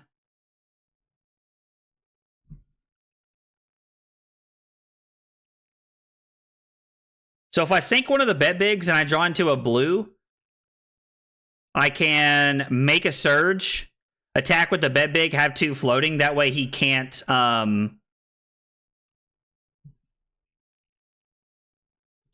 that way Nick doesn't actually have the ability to... blow me out here, and we can wager if we hit a blue. Okay, cool. Like, I really like this because we get to make another surge, and like the Scowling Fleshbag doesn't blow us out here. Now, obviously, I wish that I could pay. Like, if this was a 2-coster, I could literally just pay for the cost of the card, pay for Betsy, and play the Pummel, which is honestly like a cracked line that you can take with this deck. I could just pay alternatively. I really like playing the Pummel here, though. Like, I don't know. I really don't know what's correct. Honestly, like, if I'm supposed to just play the Pummel or if I'm supposed to use Betsy. Overpower is good, but it's not Dominate. And if Nick has a D-React, which I'm sure he's playing No Fear, so I'm sure he's playing other things that aren't just No Fear here. So, I don't know. Her having like 3-4 different power cards is so awesome. Are you talking about Kasai, Trent? Because, dude, like, I honestly think Kasai is going to be crazy. I really like the allies that Kasai gets as well. Like, the allies are just, like, wild, dumb good here.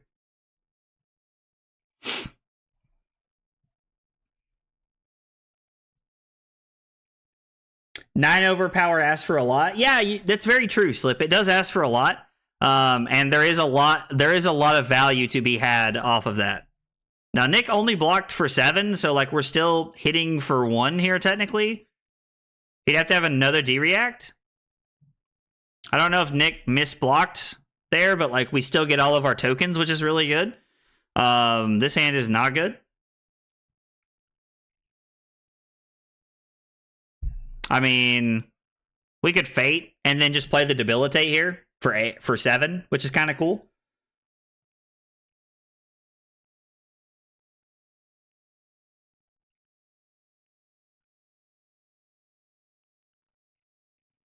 Between Blood on our hands, raise an army, cash in, and being able to always get the Nourishing Emptiness. So that was the coolest thing I've learned so far, is that they can always get the Nourishing Emptiness.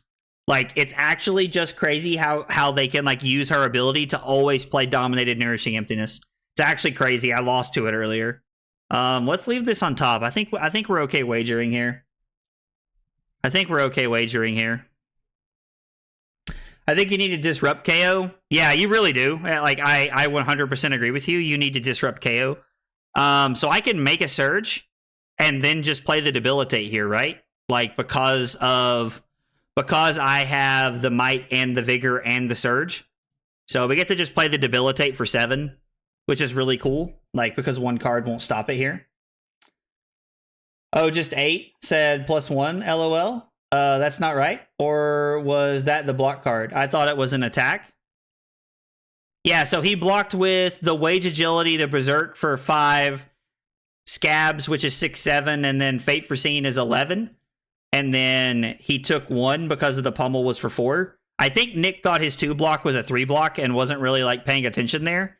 Probably just like trying to play Talishar a little bit, which I mean I think we're all guilty of in certain situations. So I think we have all been there. Man, everybody's rolling hot against me tonight. Pummel is disruption. Pummel is definitely disruption. Pummel's good disruption too. I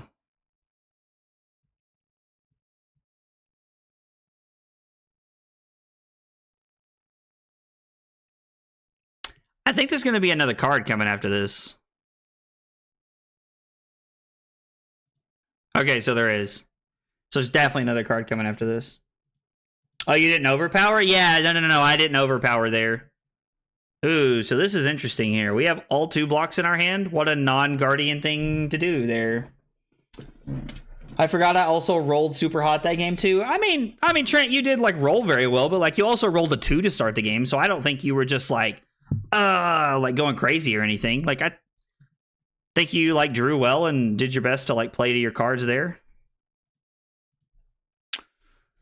So I want the might more than the vigor for sure. So maybe I'm supposed to go crown, take 6, put the vigor on the bottom, try to find a blue. I think that's a pretty good turn because if I put the vigor on the bottom and find a blue, God, did I literally just find the exact same card?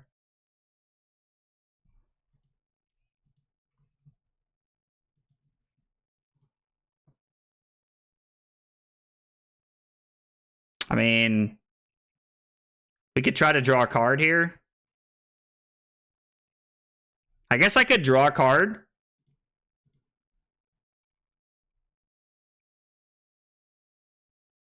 Throw might.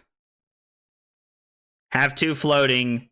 So I can make a surge and do it all here. And I can actually just pitch this way.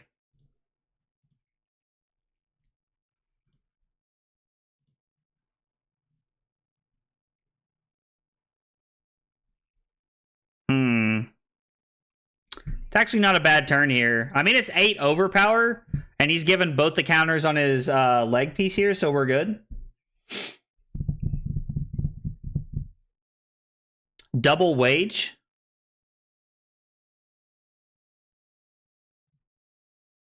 So if I get 4 block on the equipment and then I give the sink, I can throw both of my wages there and make another surge. You guys are absolutely right. I'm glad you guys saw that and I did not. That's good for me to realize that.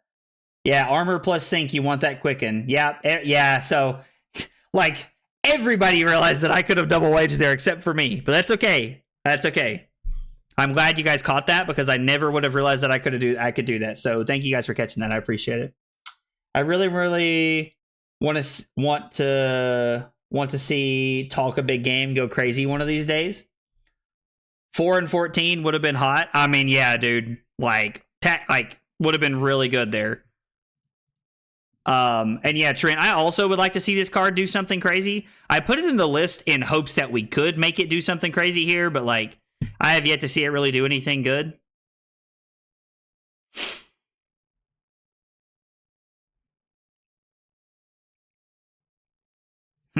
That's unfortunate.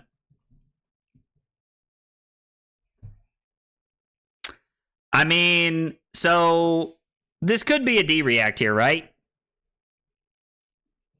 It could be nothing. Have they showed us has he shown us no fear? I mean, we could try to wager a might here with Nick if we wanted. If we gave 6 equipment right here, we could literally go Talk a Big Game. Name 3. No, let's name 2. And then we can play this and then activate Betsy here, which is kind of good. New deck, who this? 100%, dude. You will see me make a lot of mistakes when it comes to stuff like that. I could also just let the sink below go here if I wanted. Alternatively, I could just block 6 and then throw hammer.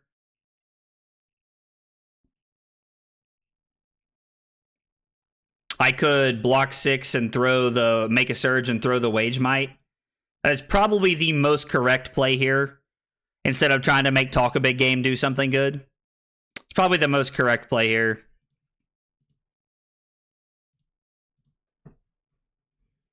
I mean, I literally get to just come in for 8 right here, and I'm not gonna wager. There's no reason to wager here. I don't think anyway. I don't know why Nick discarded that. Now it kind of makes me want to wager because he has to give me 2 cards. I don't know. I don't think there's a reason to here if I can't pay.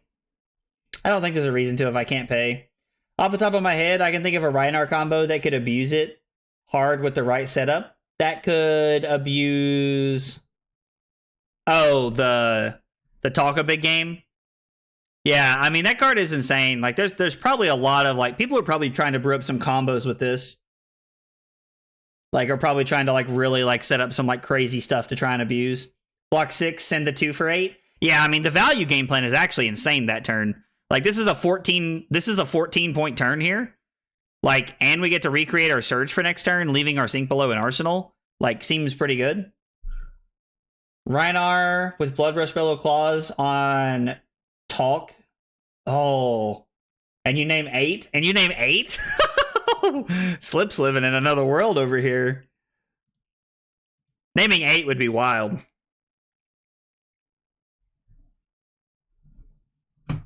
So, this is literally the hand I was telling you guys about. Like, Nick just rolled a 5 and now he rolled a 6. Did Talishar go from everybody rolling 1s to everybody rolling 6s? Get out of here.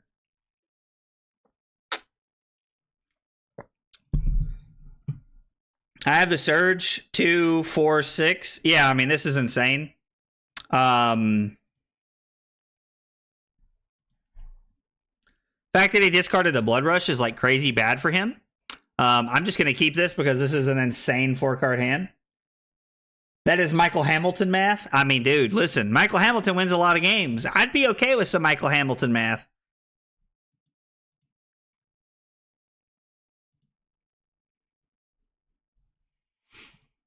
I don't get to make another surge though, but I mean, boo-hoo. This is such a good, like, turn sequence for us. All right, Nick realizes that it's there. Smart play from Nick. Now, if he takes 6, we still get our Vigor. We get our Vigor and we get the Arsenal of Pummel, which is pretty good for us. So there's a lot of things we could draw. We could pummel the CNC.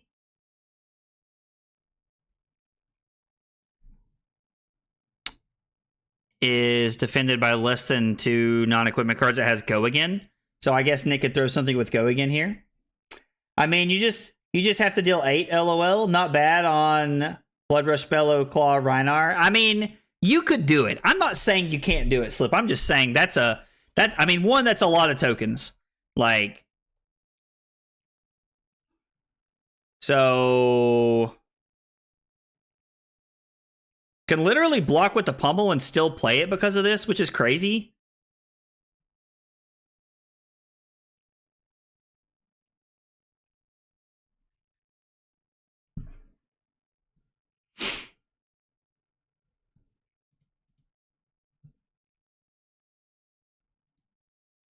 He's going to come in with something from his hand after this.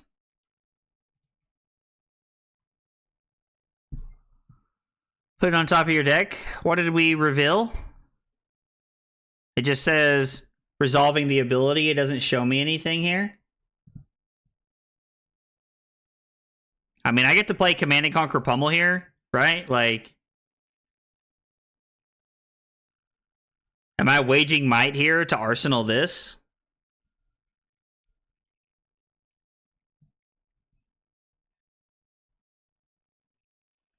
I think we're going to take the same play we were going to last turn, except now we don't have the surge, so the Vigor token is actually going to be very good for us. So we're going to play this.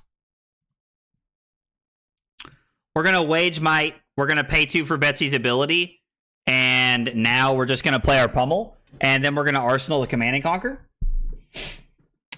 You could play Talk, call 13, barraging Beatdown, Alpha Rampage, discarding Massacre with no armor, and 4 Intimidates. You get 14 or 13. So I don't remember what Massacre does, so I'm not sure what the relevance of discarding that card is. Is that like a, if you discard it, do something? Like, do you intimidate if you discard it? Because Beatdown takes a card. I guess, oh, so if you, I'm assuming discarding Massacre means you intimidate or something. So Beatdown takes a card, Rampage takes 2 cards, and then discarding the Massacre takes another card, I assume, to take all 4 of their cards. And then you can deal the full 13. That would actually be a crazy turn. Right? Because you can play, you play the card, Massacre is another Intimidate, on discard to play an attack Intimidate. Okay, gotcha. So you have the Talk a Big Game in Arsenal, you play it, red barraging Beatdown from hand, pitch a blue to play the thing and discard the Intimidate. Wow. I finished 24th in the PTI. I'm watching the recap and saw the slander of 30th. Dude, I didn't know where you finished. I was guessing. I knew that you cashed, and like I was just guessing somewhere in the ballpark that I finished, like, because I finished 27th. So I was just ballparking in that range right there somewhere. So there's no slander happening here, sir. I was just guessing.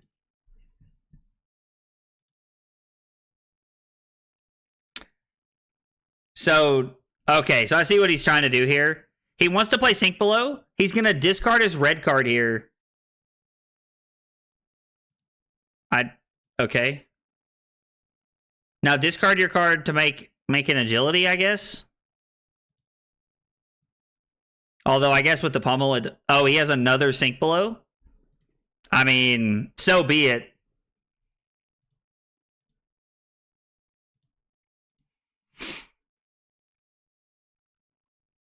Honestly, I'm just going to play Terra Sunder after making a Surge.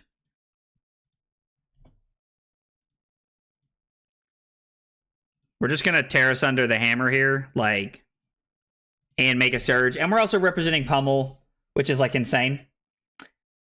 Has to be cost, though, so, like, Savage Feast, not pulping. Oh, you're talking about on the crazy turn that we're trying to put together here? Wow, some friend you are. You just wanted to be better than Nathaniel. I can neither confirm nor deny this at this point in time. No comment. No comment. No questions, please. No comments. No questions. So much D. That's what she said, Slip. I mean, never to me, but, you know, I'm sure to somebody. Like...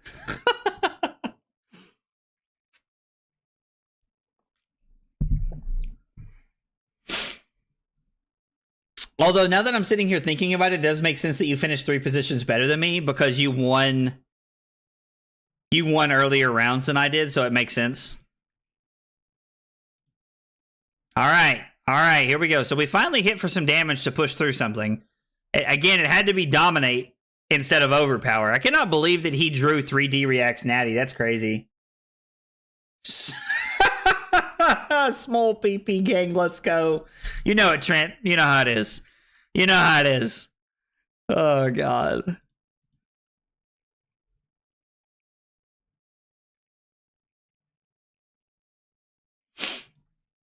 I mean, this hand's actually terrible.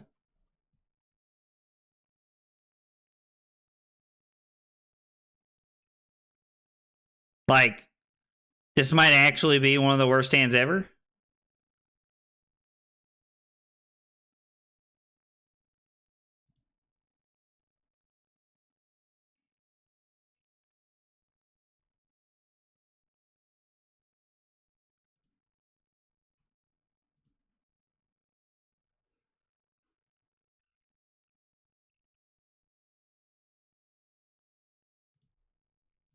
Yeah, this hand's not good.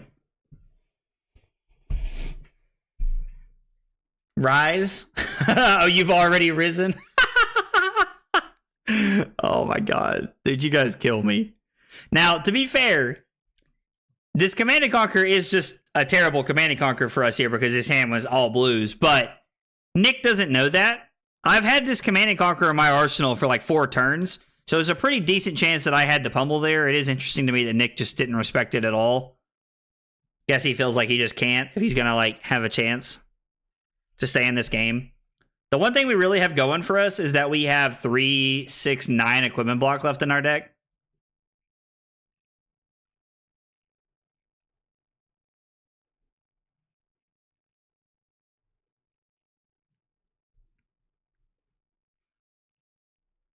So if I block with Talk a Big Game to block the Reckless Swing here, I can block with the rest of my equipment here, and I can actually pitch Boulder Drop to make a Surge, so the Command & Conquer with Go Again, then throw the Hammer. I give Nick a Quicken token also, but like, we're setting up here, which I think is like fine. Like, and he's gonna Arsenal his cards, so I think this is like a pretty reasonable play. It's only 12 points, but it's 12 points where he has to block 6 of it here.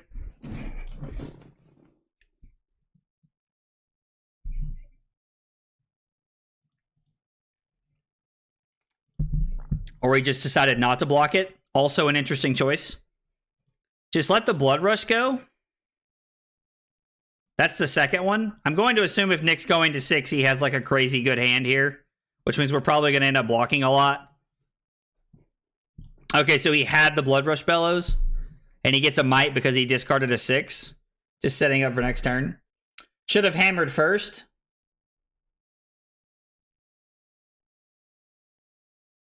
I guess, yeah, the hammer first is like that, just technically the better play there.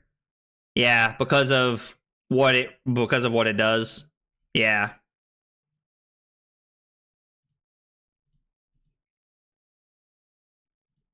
That actually makes sense.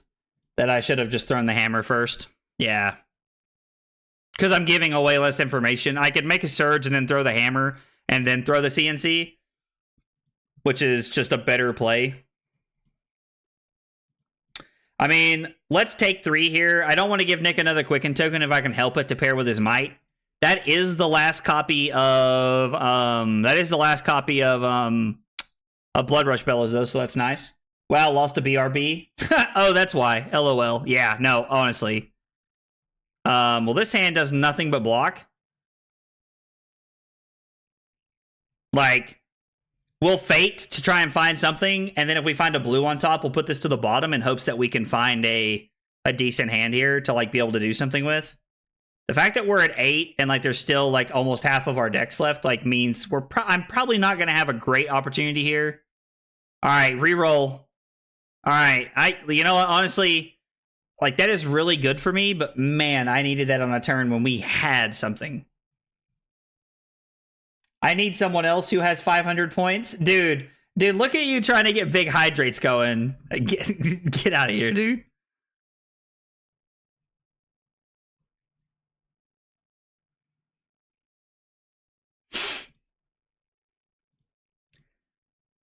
I'm just going to bottom the bet big here and hope we find a blue, honestly. Like, this Rouse is now stuck in my arsenal, and I'm not playing Crown of Seed, so I can't just get rid of it every turn. Fate to sink. I mean, I could Fate and then sink, but I don't really like giving up the points here, if I'm being honest. I'm not really a huge fan of just, like, giving up the points there. Like, I think I would rather keep the Fate for next turn. Like, just in all honesty. That could be wrong. I could be playing incorrectly here, but I could have just... I mean... I guess I can swing the hammer for 6. Like, I don't know. I'm using one of my cards ineffectively here, but I'm overall giving myself an opportunity to stay above 4 as much as possible here. Because I think most people are on 2 copies of Reckless Swing at this point. Like, they might be on 3 playing KO. I don't know. Like, if I don't know. Like, are you guys seeing a lot of people on 3 copies of Reckless Swing and KO, or are we on more? Are we on other ones? Yo, Uwu Baggins, thank you for the follow, man. Dude, that's there's no way this is the first time you've been in the chat, brother. I was like, I recognize that name. I've seen you in the chat for sure and before. So I feel like I've seen you hanging out before. But thank you for the follow, man. I appreciate it. So 3 questions we ask everybody who follows on YouTube and or Twitch or Kick, wherever you're hanging out at. What's your name? Why got you into Flesh and Blood? And what's your favorite hot dog toppings? Those are the 3 questions we ask everybody, brother. Everybody. Would still be for 4. Fate costs 0? Yes, absolutely. Probably sink the Fate to swing for 6. So I think that's what... Yeah, so if I take 2, I guess I can sink the Fate there to try and come in for 6. That makes sense. I mean, this hand's not great, so we're just gonna cover everything up here. Like, I can block 3 here or block 3 there, it doesn't matter. Like, I guess the most effective way to do it would have been to leave the pummel in my hand since this has go again and we know he has the tunic. And then I technically lose 1 point there, and then I lose 1 point here. So I gave up an extra point that turn cycle right there when I didn't need to. So again, just a play mistake by me. We're hoping that Nick kind of buckles on the, no pun intended, but kind of buckles on on a good turn here. We need Nick to have a slower turn so that we can play our rouse. If we ever have the opportunity to play rouse and hammer, I think we win the game. If you're on the full Berserk package, no, because that's more non-attacks. I can't say I've ever seen a Brutalist that runs all 3 effectively. I've never seen anybody run all 3 effectively, Trent, but I have seen people play all 3. Now, whether that's right or wrong, I don't know, but...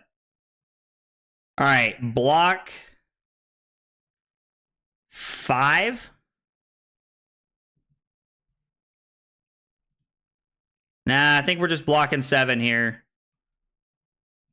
I don't think he's on pummels. I don't really know anybody that plays pummels, honestly, in their brute deck, but I mean, I've seen it before. I have seen it before, but I don't think it's a very common thing. We'll make a surge and swing the hammer, and then, this does require 2 cards from Nick, which means we're automatically in a spot where our game plan is looking better here. Yeah, I didn't realize I wasn't following. It's Michael Paul. Oh, dude. Oh, yeah. That's right. I do remember you telling me that because you were in here for the drunk stream that night, man. Ben Hannah dragged me into Fab. Ketchup and mustard, but when I was a kid, I preferred no toppings. Ooh, a little plain hot dog when you were a kid, huh? Sounds kind of weird to say that out loud. It's not how I meant that, chat, just for everybody who's listening. But I was like, I remember Ben got you into Fab, man. I'm glad that Ben got you into Fab, man. Honestly, I was like, I was like hanging out with you in Armories, man, and I was like, I think you're a pretty nice person, so. Okay, so he must have 2 D-reacts here. There's 1 more sync we haven't seen. Okay, is that the last Fate? I think that's the last Fate as well. Yeah, that's the last Fate, and there's 1 more sync that he pitch stacked here. So we'll see what we get here. Personally, I prefer red pummel only, maybe blue, but that depends on the card pool of the hero. I hear you, 100%. And I am not saying that you're wrong by any stretch of the imagination here. I'm just currently,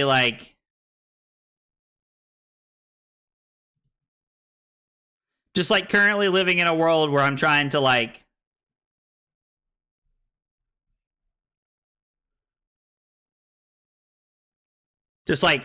I wanted to try all the pummels and see what we could make happen, honestly. Plain hot dog was my name in high school. Don't ask, kids are mean. Trent, dude, I'm sorry to laugh at your misfortunes. I really am, but dude, that is hilarious. Take 2, go to 3. That's the last point of damage that we can give up ever. We can never go to 2 in this matchup. Ever. And he probably has 2 Reckless Swings in here. We're going to come in for 8. We're not going to wager. Because he has to block it out. I mean, I guess technically he could give 2 cards and Tunic since we didn't wager. But I think that... we're probably going to get 2 cards out of his hand, maybe 3 here. And I think this is our best opportunity to try and... I think this is our best opportunity here. To, like, try and take tempo. Hopefully, not give Nick access to the Quicken token here. Although, if he's able to keep 2 cards, he can just go claw into something else. See, this is where not wagering, like, maybe I'm supposed to wager here. Maybe I'm supposed to wager because if he doesn't cover it up, I'm in such a good spot. Like, I get so much value out of the next turn. I don't know. That's a real awkward decision. I don't know what's correct in that spot there. That's tough. Nick goes to 1. We have 2 cards that block for 2, which is big Sag. There's a lot of 2 blocks in our deck.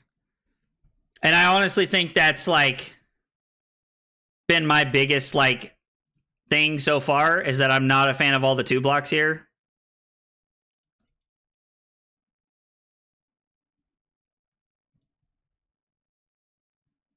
How am I at 2?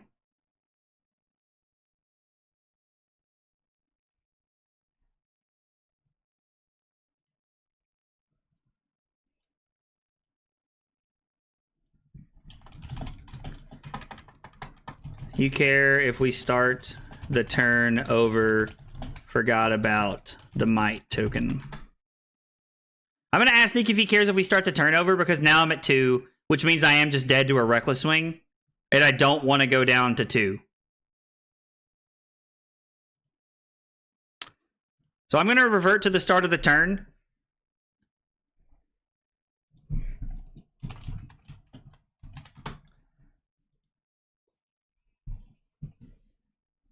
You're putting him in a position where Hammer for 4 is death now. I like this. I mean, Hammer for 4 being death is very good. I definitely agree with you. Like... Oh, Nick said he's on that fresh air, which Nick likes some fresh air now. But yeah, like when we're at this point in the game, this is where Bravo's fatiguing strategy is like kind of inevitable as long as you don't die doing something. Now the CNC here is going to take both my cards out of my hand, which is going to be like a big thing for him because he's going to go to 15, then down to 11.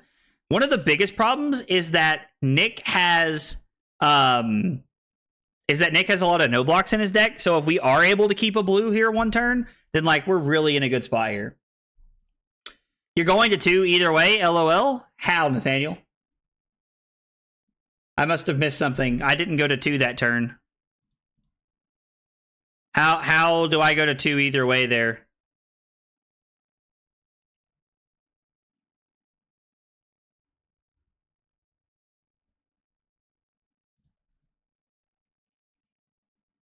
Block Thunderquake.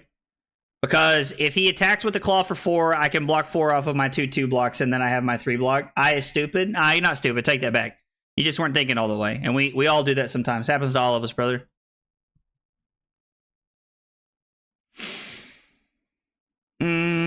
There's a reckless swing. There's 1.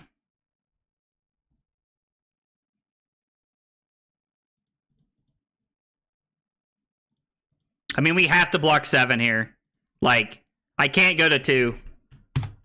We just know the reckless swing is there now. Like, I can just never go to 2. The only problem is that Nick is now catching up on cards.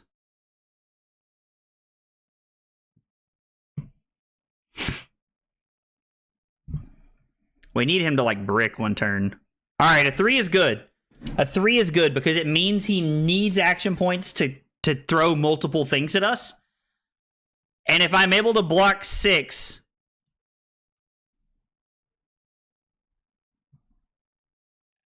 I have absolutely no idea what this means. He can't pummel this. He can discard his 6 to give it go again if he has one of those agility things.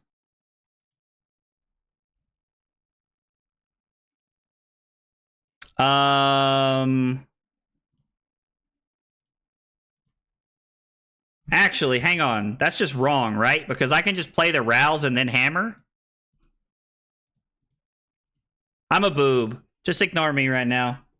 The Rouse and Arsenal just makes me so sad. I mean, Trent, the Rouse and Arsenal has made me very sad up until Nick had like the greatest off turn he could have possibly had for us. We definitely got a little lucky there. Now, it also could just be that like we have played the fatigue strategy long enough to where now Nick like he doesn't have the cards he needs. Oh, I bet that's a sink below. Yeah, that's a sink below. There might be only one Reckless Swing in his list, honestly. I haven't seen a second. Oh, there's a second one. So that's the only one left. So yeah, like staying above 2 is definitely our play here. Now we're no. So this is great here. Actually, we're gonna win the game next turn. This is great. Nick's gonna. Oh, I pitched the pummel. It doesn't matter. It takes 2 cards regardless because he gave us the sink below. We're good. That's all the fates and all the sinks. Yeah. So we're good here. So now what's gonna happen is that Nick's going to give us 2 cards here. He's going to swing the claw for 3. I'm going to do my best. Okay? I'm going to do my best to keep... I'm going to Arsenal the Macho Grande here. And then I'm going to, hopefully, be able to keep 2 blues, or keep 3 blues and end the game here. So we're going to block with Talk a big game. And then we're going to make a surge and throw the Macho Grande for 9. Or for 8, I mean. And we're going to end the game. Oh, okay.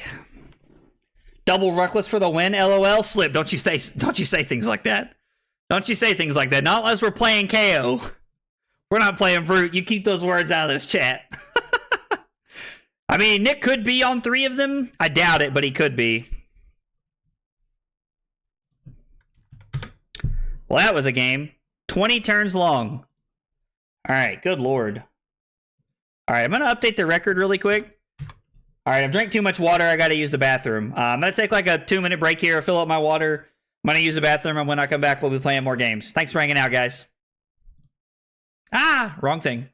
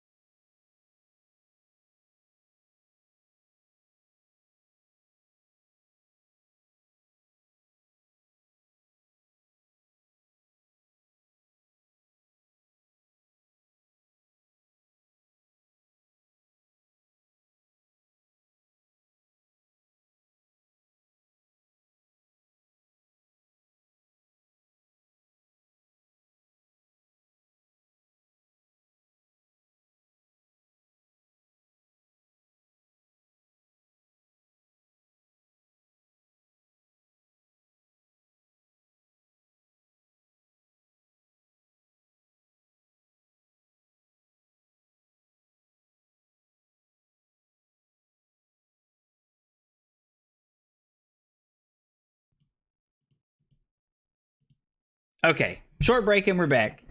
Slip said 20 turns. That's quick for Guardian. Dude, get out of here. Get out of here with that garbage. All right, so we're 1 and 2. I I wonder, actually, you know what? Let's take a look at our deck list here. Let's see if there's some changes that we can make, actually, before I, like, just jump into more games here. So, this is our deck list that we're playing. Let's go ahead and make this the full screen. Oh, no. Good God.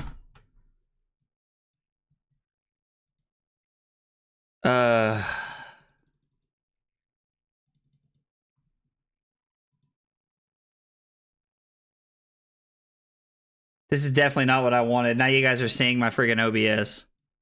And I despise when it does this. Because now it's in full screen mode and I have no way to get rid of it. Like, all right, well, that worked. First time I've literally ever got that to work. Okay. Jeez. All right, anyway. Now that we fixed that, let's take a look at the deck list. Good Lord. Scammed? Yeah, I scammed myself there. Jeez. You guys saw all the cool information right there. Okay, so yellow pummels feel pretty mid. Don't really know what else. Like, we could probably put in the 39th blue here, honestly. Like, it's probably what we'd want to do. Maybe move Chokeslam to the main. Like, the yellow pummels have not been it. I'm not a big fan of the yellow pummels here. Let's remove these. We could add the Chokeslams to the main deck. I mean, what other red Guardian cards can we play? Like, big attacks that are, like, really worth that, like...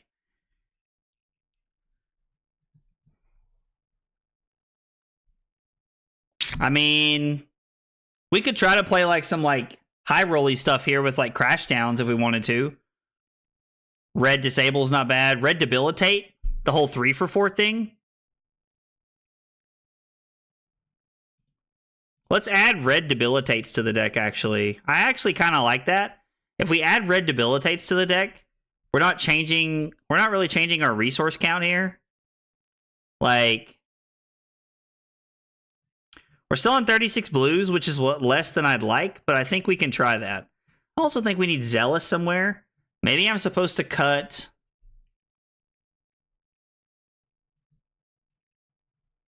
Maybe I don't add Debilitate. Maybe I add Zealous.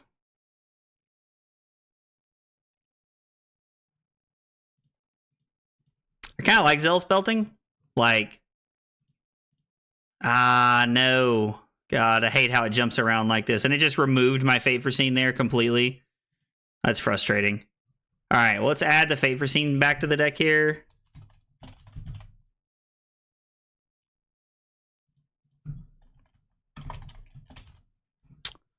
There it is. We'll add it to the inventory. And then... Alright, I think this is a much better looking deck. How many cards do we pitch that don't turn on the Zealous Belting?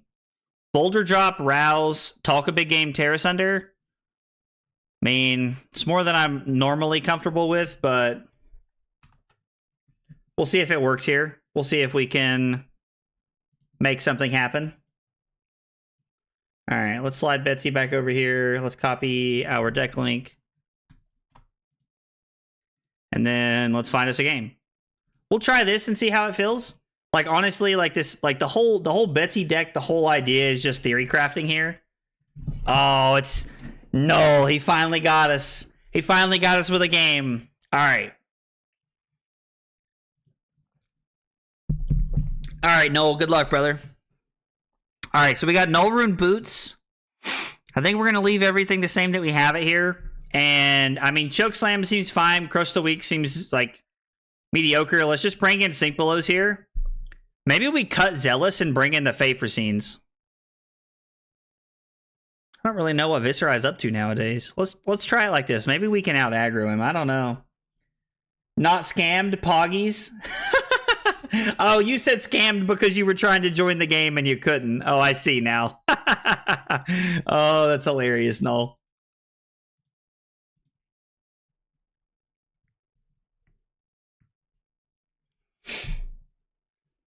Stream sniping you is so much harder now. It appears everybody's trying to stream snipe me tonight, man. Like, everybody's trying to beat up on me tonight, dude. Makes 2 rune chance.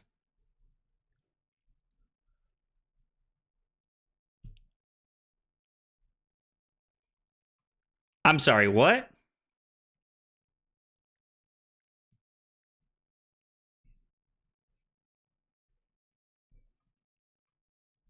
Okay. Yeah, that's a thing that just happened. So, anyway, how was the play, Mrs. Lincoln? Jesus. That's terrible. It's absolutely terrible for me. We're going to throw this, and we're going to...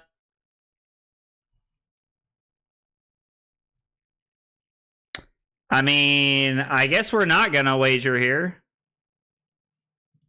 Like, geez, he can just block it all?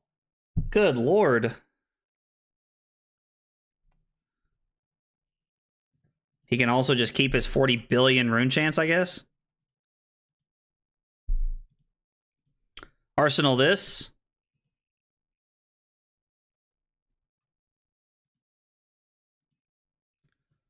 Okay. Well.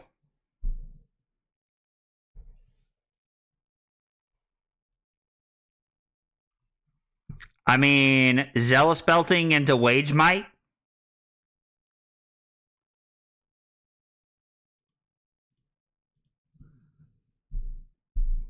This feels like this is not going to go well. I do not feel like this is going to go well for me at all. Hey, what's up, Kyle? Thanks for the lurk, man. I appreciate it. Hope your day was all right, brother.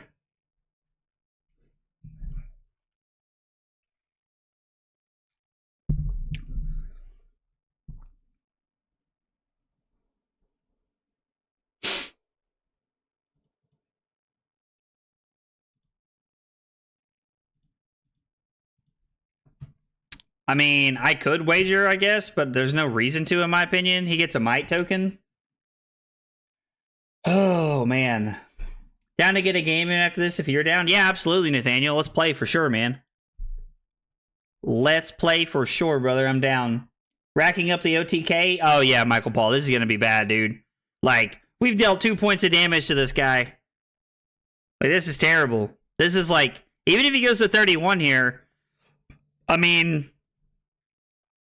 Even with 4 blues, I'm just taking whatever he does and blocking his rune chance. Like, I don't think there's a way. I don't know what getting out of this one looks like.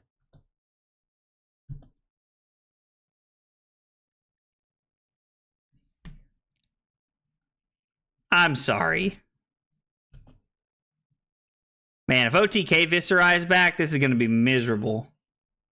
OTK Viscerai was a miserable format to play in. And he gets to go get this Rune Blood barrier. And this thing just makes 4 rune chance, dude. It's crazy.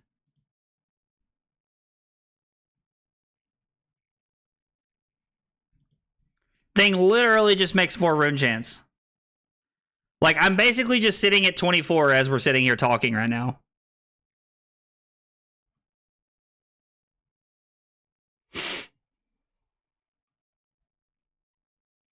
Like, I could wager and pummel the bet big here. Really wish I had this card in my arsenal. I think what I'm going to do... Activate Tectonic Plating. Throw the Spinal Crush for 9. Arsenal the bet big. And then we're just going to try and have we're just going to try and have a big bet big hand next turn. See what we can do. You're in open format. He should have played Bloodsheath. LOL. Nathaniel just out here trying to get me rickrolled even harder. I wanted to stick to CC rules. Look at Noel. Noel's a good guy. I do appreciate it, Noel. I do appreciate it, brother. I mean, I guess technically I could have like just played the pummel here. Like, I could have just played the blue pummel, but like I don't think that was worth it. I think we're trying to set up like a better hand to try and do something with here. Might need to start packing some Smack of Reality in the sideboard. Ooh, what is Smack of Reality, Robert? What is that?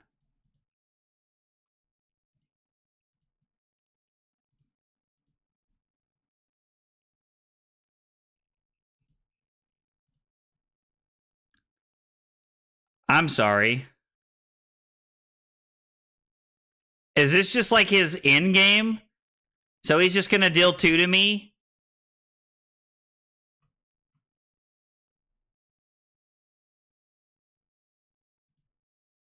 So we got 15 more turns of that while he just blocks. Jesus. That's absolutely obnoxious. Yep, and yeah, we're gonna pay for her ability. And then we also have the pummel here, so we're gonna try and push through some damage here. Dude, this is not going well. We about to be 1-3, boys. We about to be 1-3, boys. Null is giving us the business right now. I feel like OTK Viserai also like really picks on like underpowered Guardian very well. Like the only like OTK Viserai was good against Starvo, and like Starvo was way more powerful than Betsy, so I can say that very confidently. Gross OTK Viz, yeah, it's tough. This is not going well, Slip. It blows up all auras if it hits you when its power is 13 or more. Oh, okay. So yeah, that might be a pretty sweet card. Instead of playing the pummel here, do I actually just like say, okay, take 4 and just arsenal my other pummel? Just arsenal the pummel here?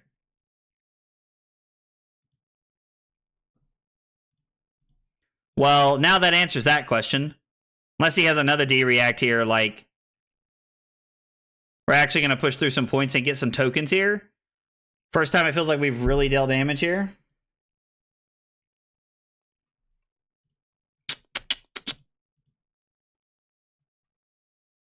Now, if this was a pummel, this hand's looking a lot better.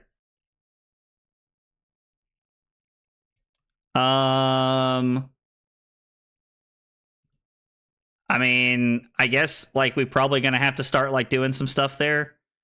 So if I draw a card, what am I really going to accomplish here? Like I get to make a surge here with that, and then I could just come in with the spinal and threaten pummel, but I think it's better to just make a surge and then throw the pummel here, or throw the spinal crush. I feel like the cards definitely moved a little bit right there. That was weird. At least it's for 10. That's kind of cool. Betsy doesn't have a lot of cards to herself at the moment. I'm sure she'll get better. Yeah, Slip, I'm sure she'll get better. I'm like, yeah, like, God, I hope she gets better. I mean, honestly, like, I don't, if she, like, she doesn't have a weapon yet. Like, we've only seen, like, we haven't even seen all of the cards yet. So, like, if Betsy doesn't get better, it's going to be a very depressing time for her in a world where this is a thing that can happen.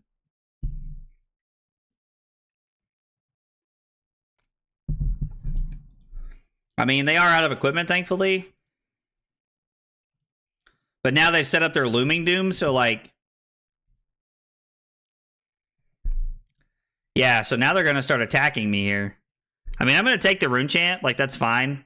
He does not make a Rune Chant, which is nice, but he makes 2 because of that. We're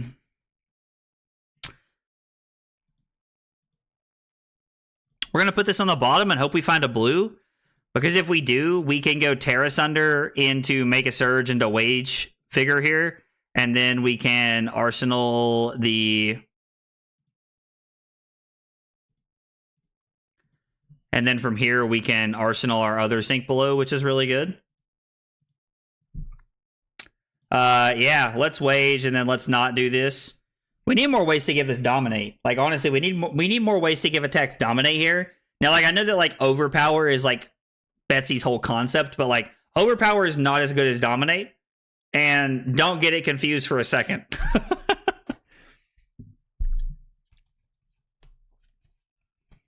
We have to hope that we can dominate enough things to close this game out before we can really let Noel put any good turns together. Because, I mean, this is basically just 26 damage just sitting there staring at us, which is, like, really not good for us. Looming Doom is slow. I like our spot here. I mean, Looming Doom is slow. I do agree with you there. But, like, I don't know. Still feels like we're not in a good place here over the course of the game. I guess we can just keep overpowering things and betting and like wagering the rest of the game. I about said betting.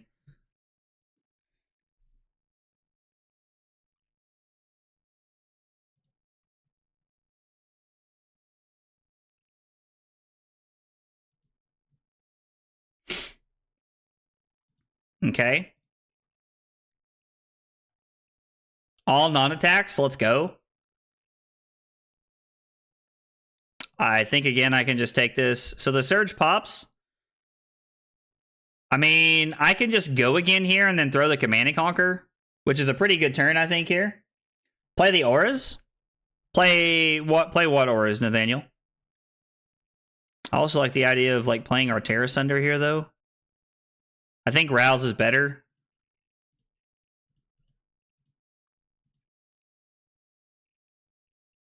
I think this is better. Honestly, having Zealous in our deck here is just going to make our deck a little bit better too in this matchup, so I think Overpower can be good if you have a lot of it, like the Mech Max, but it's not great in decks like Betsy. I mean, so that's fair, Slip. I get that. Like, that's completely fair. Like, it's not like Overpower is a bad mechanic. Overpower feels really insane and like limited. But like I just don't know.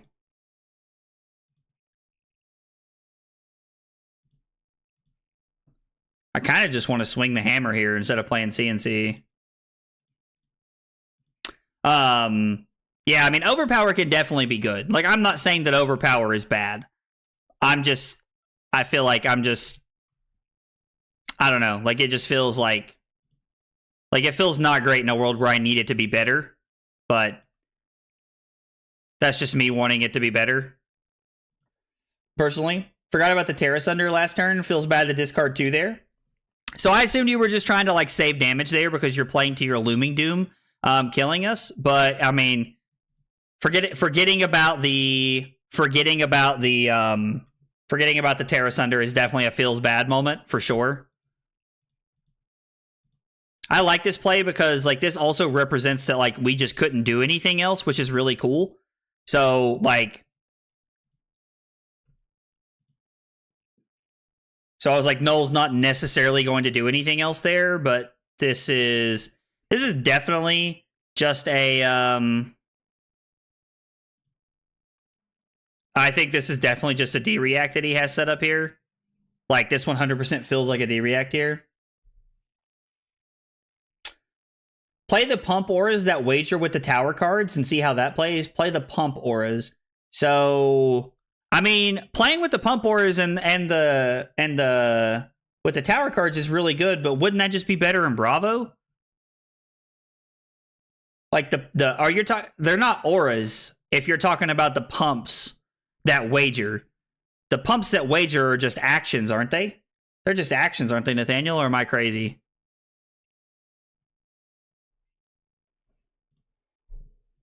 I mean, let's draw a card here. Like, we might as well, I think.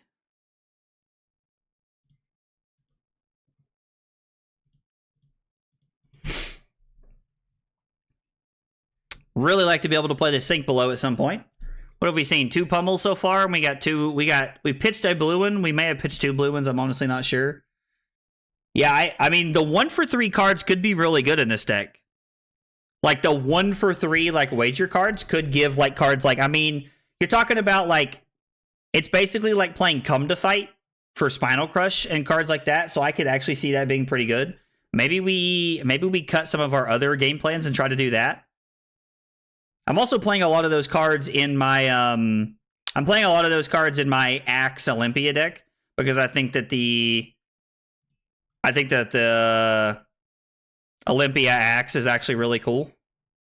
Like, the Olympia Axe deck is actually pretty sweet in my opinion. I think the wagers are good. I hope the weapon has wager. You should look into those in tower cards. I mean, so that's what Nathaniel was just saying. Like that, playing like the wager non-attack actions that like buff up and the tower cards could be really cool. Like, because you could give them overpower. I mean, that would be sweet. like for sure.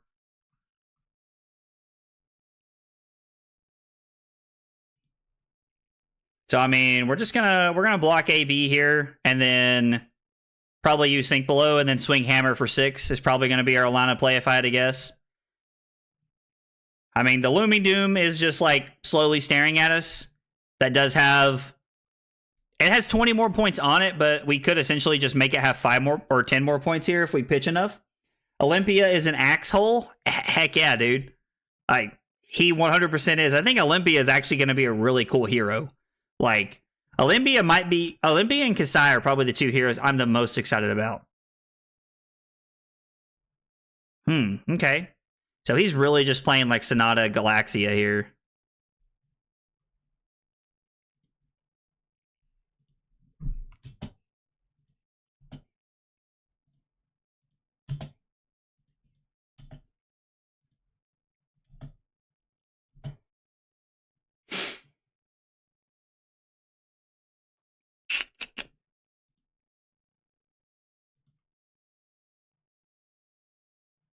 I mean, it's just damage, right? Like,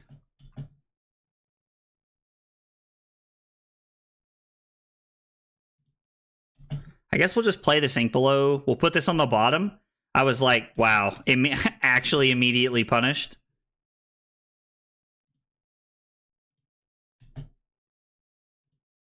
That's a big Sag right there. We'll throw the Hammer for 4, which I think is pretty good. I mean, considering how much we had to block that turn. They're going to have 4 Rune Chants going into their next turn, though. Same. I really want to see how frequent Kasai can get out Swell Swords. If she can be like a Pseudo Dromai. I played against one earlier today, and like, Michael, it was actually really cool to like watch them have that turn. It was a really cool, like, it was like a really cool like thing to see, honestly.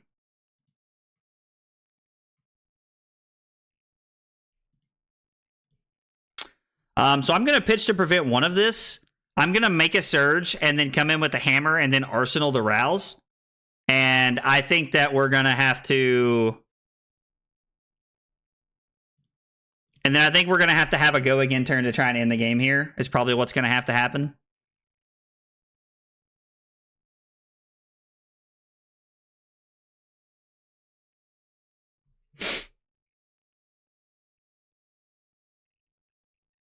Wager and Tower cards, huh? Nathaniel and Taylor both seem to think that, and they're both pretty good players, so... He also has to be careful here because this could just be Pummel.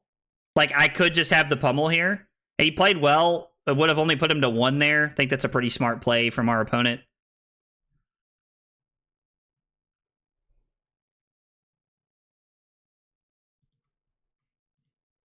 Oh, and Arknight Shard.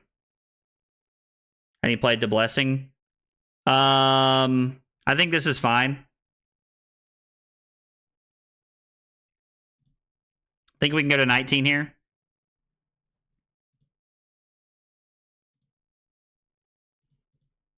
Yep, and then let's come in for 7, go again. This is going to be a take every card out of their hand kind of turn right here. I mean, after this game, let's look at playing the Tower and like some of the pump cards, the pump wager cards, and that. Don't think it's correct to do that, considering you know there's something coming after this.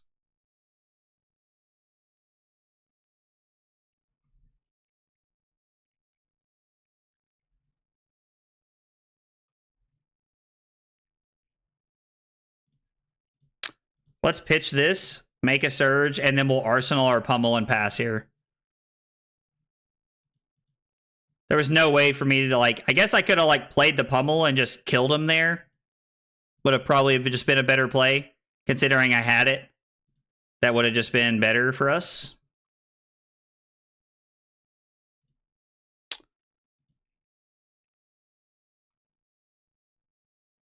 Let's wager Might, and then we'll pitch the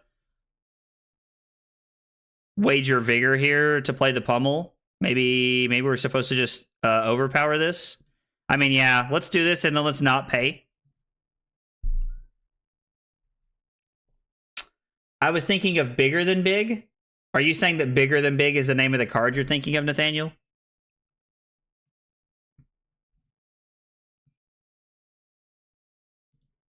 And now we'll play it. Hopefully that ends the game.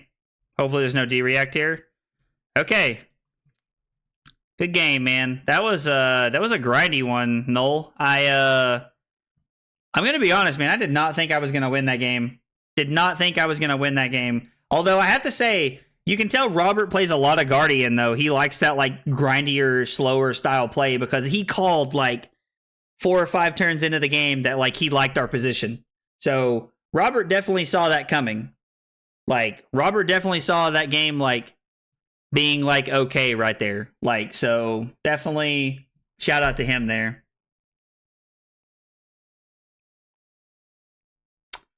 OTK Viscerai still not where I want it to be in CC, unfortunately. Do you think there are other things that you can change, Noel, in that spot? Bigger than big is a pump aura that wagers. All right, well let's look at these cards that Nathaniel's talking about here.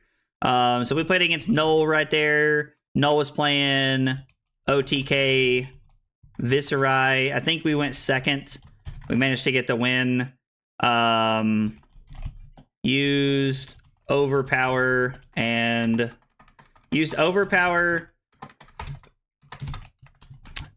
I cannot type tonight. Dominate and pummels to push through the OTK strategy. All right, let's look at some of these cards that Nathaniel's talking about here before we like jump into our next game. I told Nathaniel we play one after this, so I'm going to play with him here in a minute.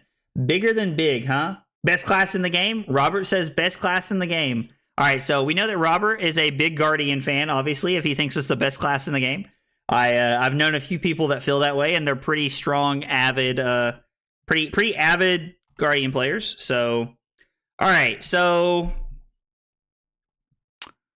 let's just look at what bigger than big. All right, so this is a 3-cost aura, and it says, at the start of your turn, destroy this, then your next Guardian tag is +5, and when this attacks, you may wager a might token. Okay, so let's look at playing... This is a 2-block, which I freaking hate, if I'm being honest. I freaking hate that it's a 2-block.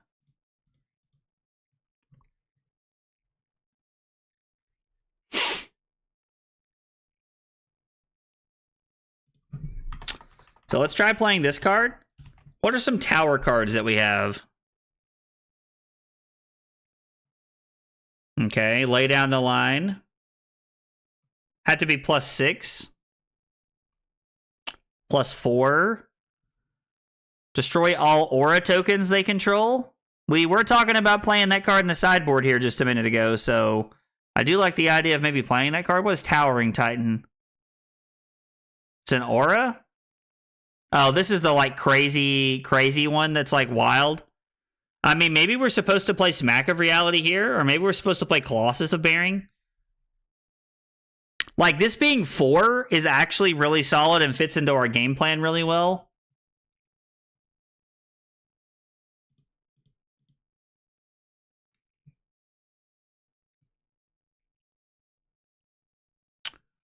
Kind of like the idea of playing this card too. This seems like a, I don't know, like this seems like a cool card, but like also like a sideboard card.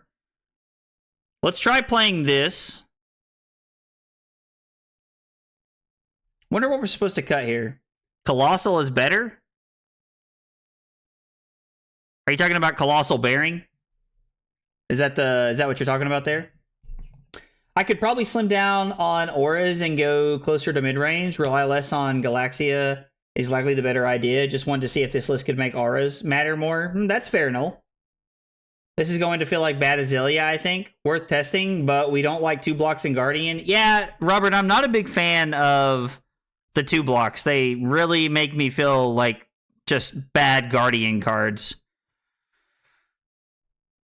Okay, so Colossal here. We have to find cards to cut. Maybe we cut the Vigor token. If we cut that in Zealous Belting here.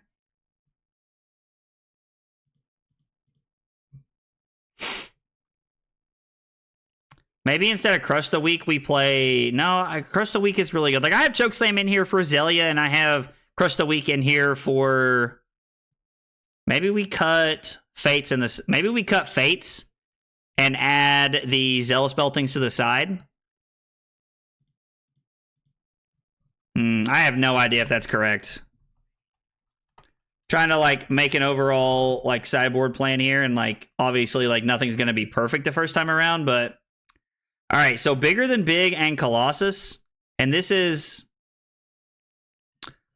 I wonder if there's a spot to play the 1-for-3s that wager.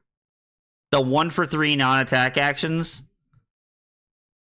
I wish there was like a way to like just like, let's look for red and wager. The next attack that wagers this turn gets +3 in overpower. So the gold. All right, so here we go. Yeah, +3 in wager a gold token is a card we could play. Like, I don't know. Let's try it like this and see what happens. Let's try it like this and see what happens. I'm not convinced that this is going to be like really all that good. Wait, what? But I think it's worth trying. So we'll try it and see what happens here. Let's get our deck link. Oh, Nathaniel's got a game here. Oh, somebody joined the Aggro Blaze 96 game. Okay, Nathaniel doesn't have a game there anymore.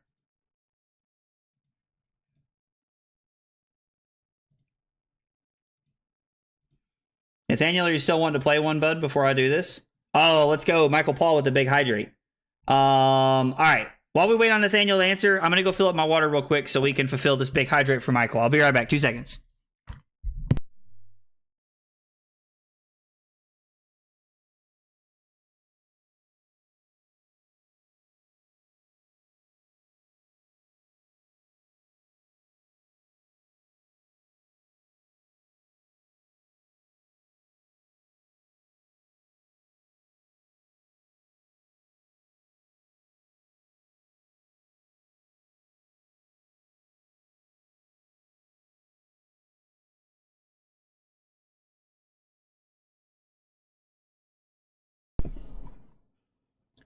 Did you say ain't me?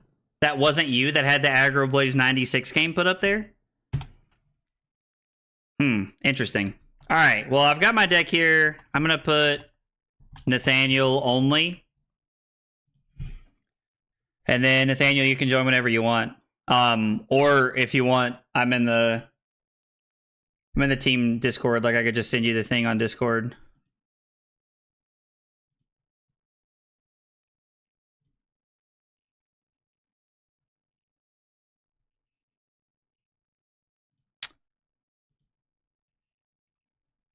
Oh, hey, while we're waiting on Nathaniel, we've had people join the Discord.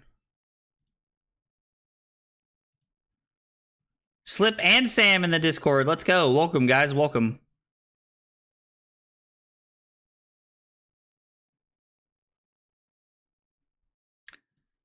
Dude, Caleb's just out here sniping card prices. It looks like, man. That's wild.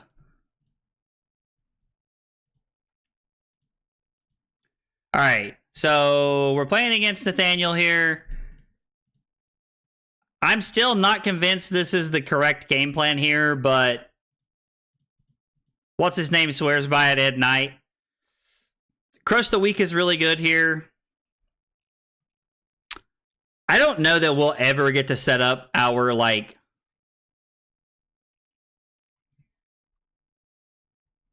three for 5 card here.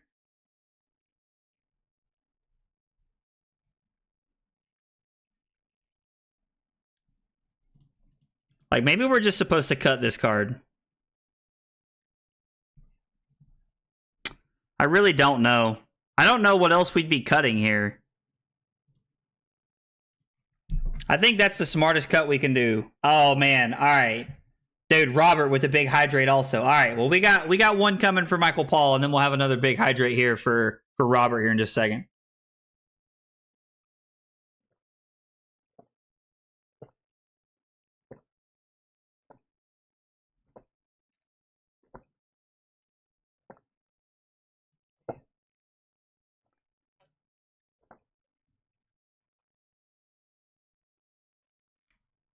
Okay. Sheesh. I honestly don't really want to let Nathaniel filter here, so I'm just going to pitch the CNC, and then I'm going to Arsenal my CNC. He is on Emberblade against me. Interesting. He must be on an Emberblade only list. I mean, it's the only reason. Like, if you have Kodachis in your list, you just playing Kodachis in a Bravo. Like, honestly makes me wonder if he's testing Alexander's list from this past weekend. If he's playing this, he might just be on Alexander's list, honestly. Which, Alexander's list was not bad at all. Like, was a good list, and Alexander did well with it. Oh, Lord, excuse me. Don't worry, Robert, I got you. We got you with the big hydrate after this.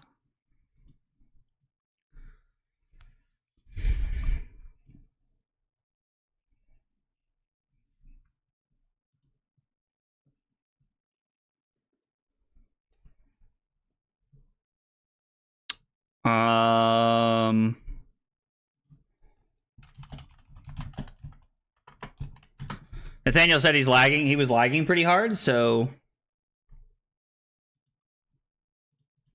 we'll just take 3 here. I think this is a perfectly fine turn to take 3 here. I'm gonna play my Command and Conquer. I'm probably just going to keep my Terrace under. Block with Chokeslam, Cranial Crush here. And then throw the Command and Conquer. Hopefully he wants to Arsenal like a power card here so that we can like try to make something good out of this. If he's pitching an Art of War, it means he doesn't have another red, or he has 2 Art of Wars in his hand, or he doesn't have a blue. Okay, I'll take 1 here. That's perfectly fine with me.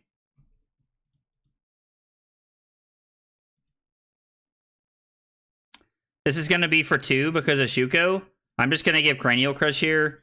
The only way that we really get punished is if this is a snatch.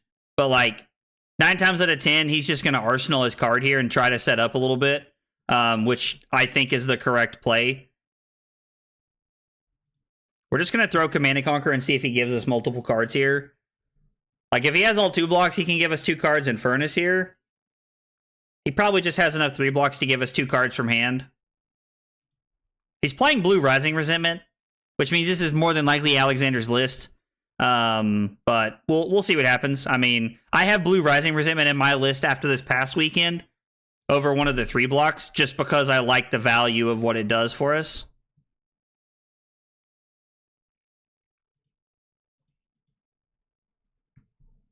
I really like to be able to throw the Spinal here if I can. Love to see those cards blocking. Oh, absolutely. Getting a Salto Wound and a Lava Burst out of there is so good for us.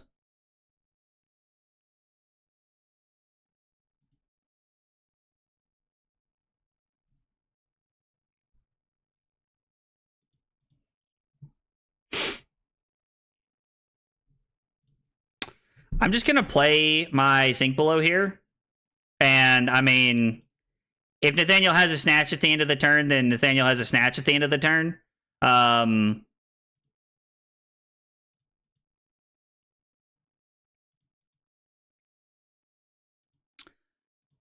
definitely just going to make a Surge here and come in with the Spinal Crush here. I really wish we had a Pummel. Like, honestly, like, Pummels would be really good in this matchup if we were able to set up early Pummels. But fortunately, the only thing we've really done is go down 8 points early. Now, if he has a D-React and his hand's good enough, he can give me Furnace and a D-React here. If he has a Reinforced line in his arsenal, then he definitely just has to give me a card from hand here.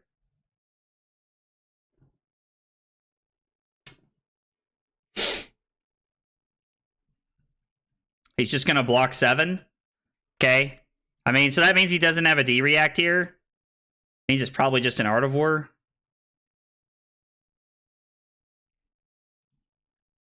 This hand's insane.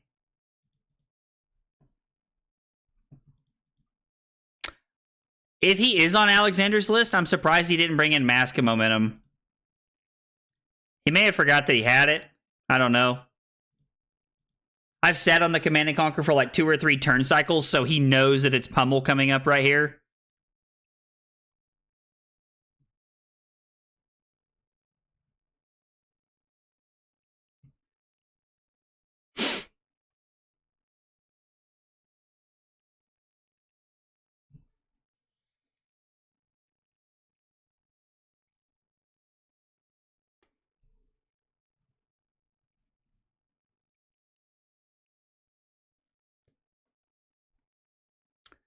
He's wearing mom? No. Like I understand. I understand that he has mask momentum. I'm just saying like Alexander's list from this past weekend had Crown of Providence in it. Oh, did I say Mask of Momentum out loud instead of Crown of Providence? Sorry. He has Crown of Providence in his list. And so if he's playing Alexander's list, he should have brought in the Crown of Providence because Alexander has his list set up in a very specific way. So I may have just misspoken right there. 100% could just be me misspeaking.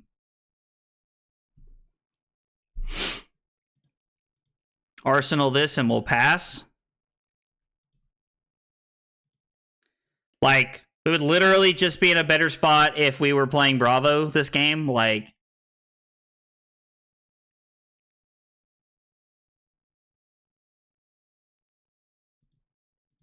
I mean, I can just wager this and then pay the 2 here. Like, which he doesn't really care about if his hand's good. He doesn't really care about the value that I get off of this card. Like, the gold, the might, and the vigor token, like, aren't the end of the world for him. Gotcha. Yeah, I probably just misspoke there, Robert. Like, that was probably just me being a boob. I do think we're probably just going to crown away our Arsenal card here. Like,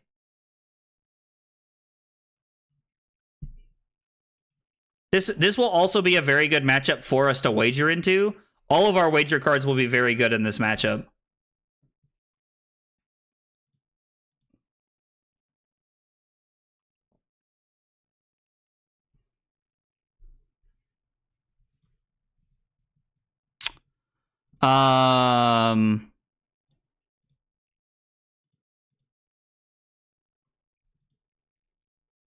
Put this on the bottom.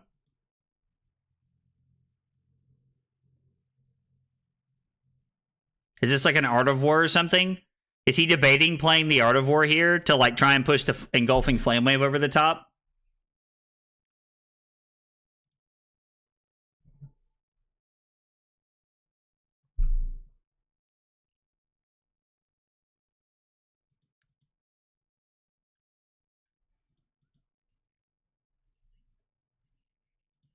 I'm just going to take the 4. This is for 1. I honestly think I'm okay just taking the 1 here too. So this is for 6. So we get punished a little bit here, but nothing crazy.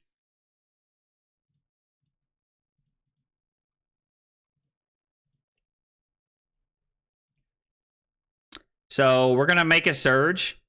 And then we're going to come in with Wage Might. And I'm actually going to wager with him. Because if he wants to give me 2 cards from hand and some equipment on this deal every day of the week and twice on Sunday, he can have that +1 effect if it means he's going to give me multiple cards here. Like, I'm totally okay with that. Even if he has a Sink Below and he gives me Furnace, Shuko, and Sink Below, like, it could be Furnace card and Sink Below, and he still only has 2 cards in his hand. I mean, he has a Might token, but he only has 2 cards in his hand.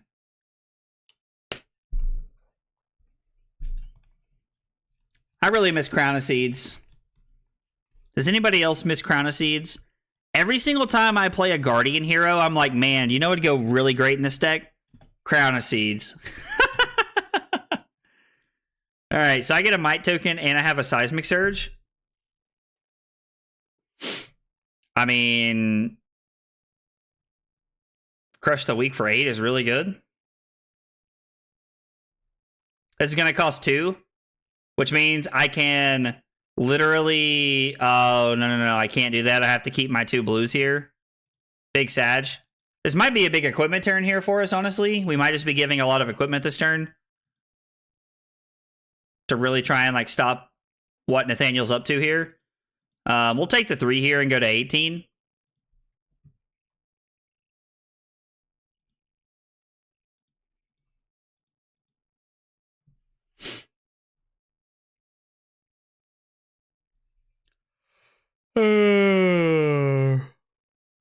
Getting sleepy.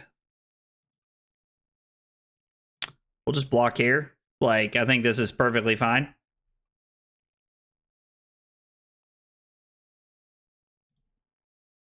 I'll take 2. Like, this could be a 1-coster. Like, the only thing that I really get punished for him having here is a Flame Call Awakening. I was like, but there's a good chance I just don't get punished here. So this costs 2. I need 4 for all of this. And... Or I'm sorry, yeah. So drawing a card here, actually pretty decent. I mean, I could just Arsenal the Rouse here, right? Like, and just try to use this to, like, set up a game-ending turn. Yeah, this is pretty solid. I could have, like, played the Rouse there and thrown the Hammer or something, but I think this card is just really good. The one thing that Nathaniel has done really well is he hasn't seen any of his D-reacts here, and that he has all of his equipment. Like, he hasn't played a single defense reaction here except for this one Sink Below, which I don't even remember when he played that card. That card might have been discarded off the CNC Pummel turn. Was it? Was that the discard of the CNC Pummel? Yeah, because we got his Artivore with it. And, like, this definitely represents Pummel right here, so I'm just going to... I'm just going to play the Pummel, unless he just, like, literally blocks for 10 outright, and then I'll just Arsenal the Rouse and pass. Maybe I'm supposed to Arsenal the Pummel here? I don't know. It's a interesting question.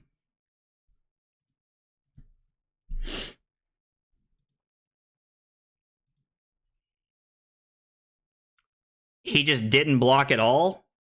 Does he know what that card does? Now I'm really questioning what he has.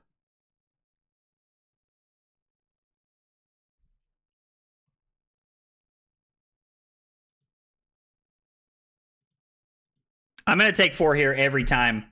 And I say that because the only, like, card that really punishes me here is E-Strike.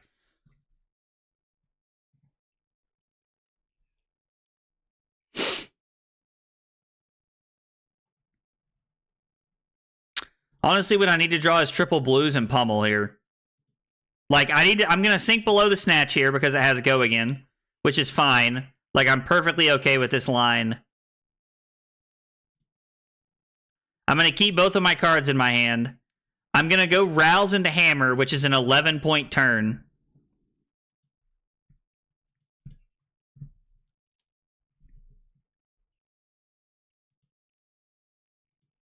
I'm just going to say no blocks here. I'm going to set up the Bet Big and Arsenal and try to end the game with it. I mean, being able to draw triple blues and Pummel would be, like, triple blue and Pummel would be insane because it would give us the ability to make a Surge, block with all of our equipment, and still just, like, put Nathaniel in a really bad spot. Because with triple blue, we could, triple blue and a Pummel, we can literally activate Betsy, play Bet Big, and still play the Pummel, which is, like, cracked.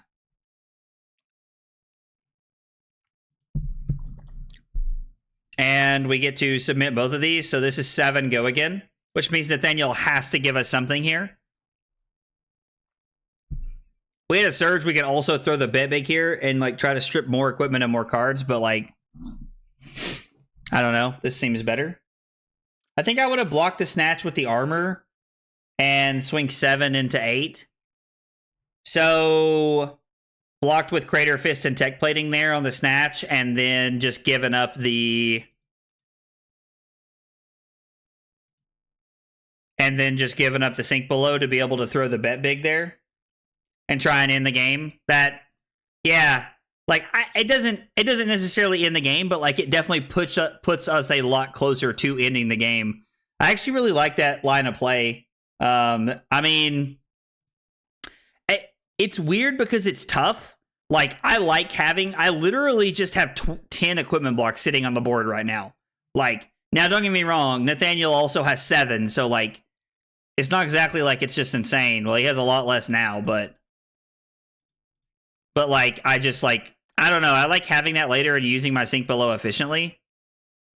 Like, that's a really hard decision for me to make, if I'm just being honest, because I really don't know what I like better there. It's I like you pointing out that line, though, Robert, because it's not something I had really considered. I guess it's probably because, like, waste the Quicken token. I like that. Okay, so looking at this hand, I can pitch the pummel to go rouse, reveal these for 13, the Boulder Drop and the Macho Grande, and then I can actually pitch this to play the Bet Big and then activate Betsy for 8. So I can like literally just like make him give me almost every card he has, and we will make him waste the Quicken token here at the end of the turn this way.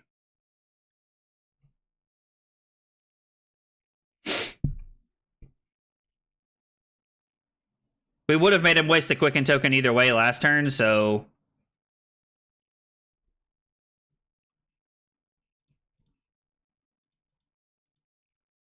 I mean, if he does have Art of War here, I was like, he's not likely going to play it, but there is some consideration to him. But there is some consideration to him actually...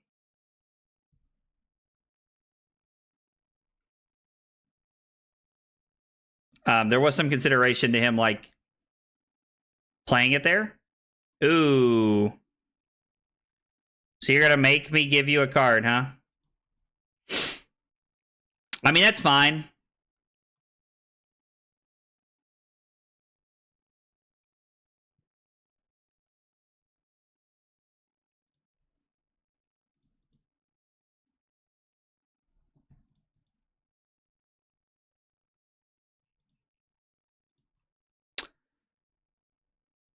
So he has 3 points of equipment block left here.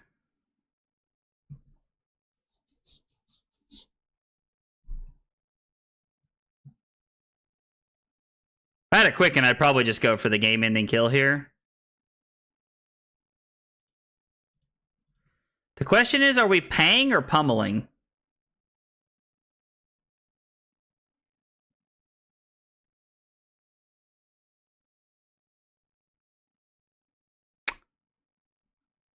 I'm not going to wager here. I don't know if that's correct or not. All right, Robert says we pummel, so let's go with the pummel here. I don't think we're supposed to wager and activate Betsy there. I don't know. I mean, the disruption is very good. Like, it does take a lot of tempo for us here if we get some value. Because we're at 2. Nathaniel's going to give us the mask here. Because, I mean, the mask is just never going to be relevant again. We're either going to be dead or, like, he's never going to hit us, so...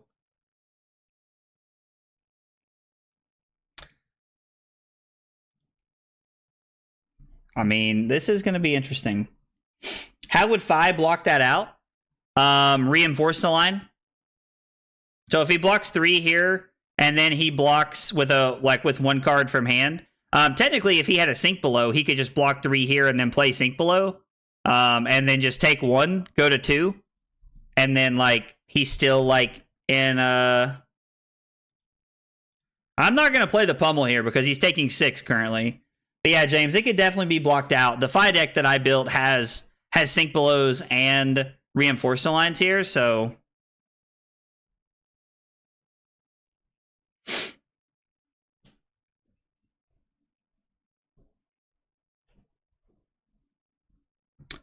I'm going to play the pummel here. Because, I mean, technically, if he doesn't have another D-React, he's dead.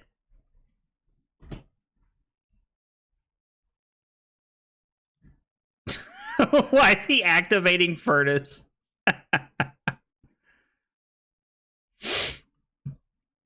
Makes no sense for him to activate Furnace there. Nathaniel's just being a boob.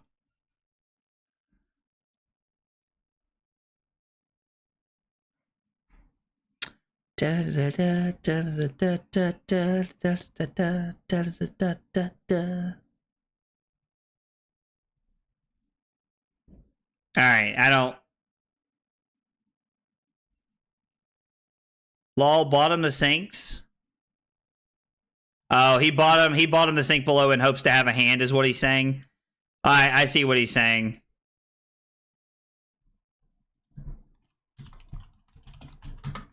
Yeah, so he got rid of his D-Reacts there in hopes of hopes of having a in hopes of having a hand. I don't know, it's probably always correct to block with Mask of Momentum there, right? He's at 3, so if he blocks with Mask of Momentum, the blue pummel always just puts him to 1. Red Pummel kills him, even if he blocks with Furnace and Mask. So it's probably just always correct to block with Mask there. I don't know. He got punished for not blocking with Mask Momentum. Okay, yeah. So Robert's on the same page I am there. It was a close game, though.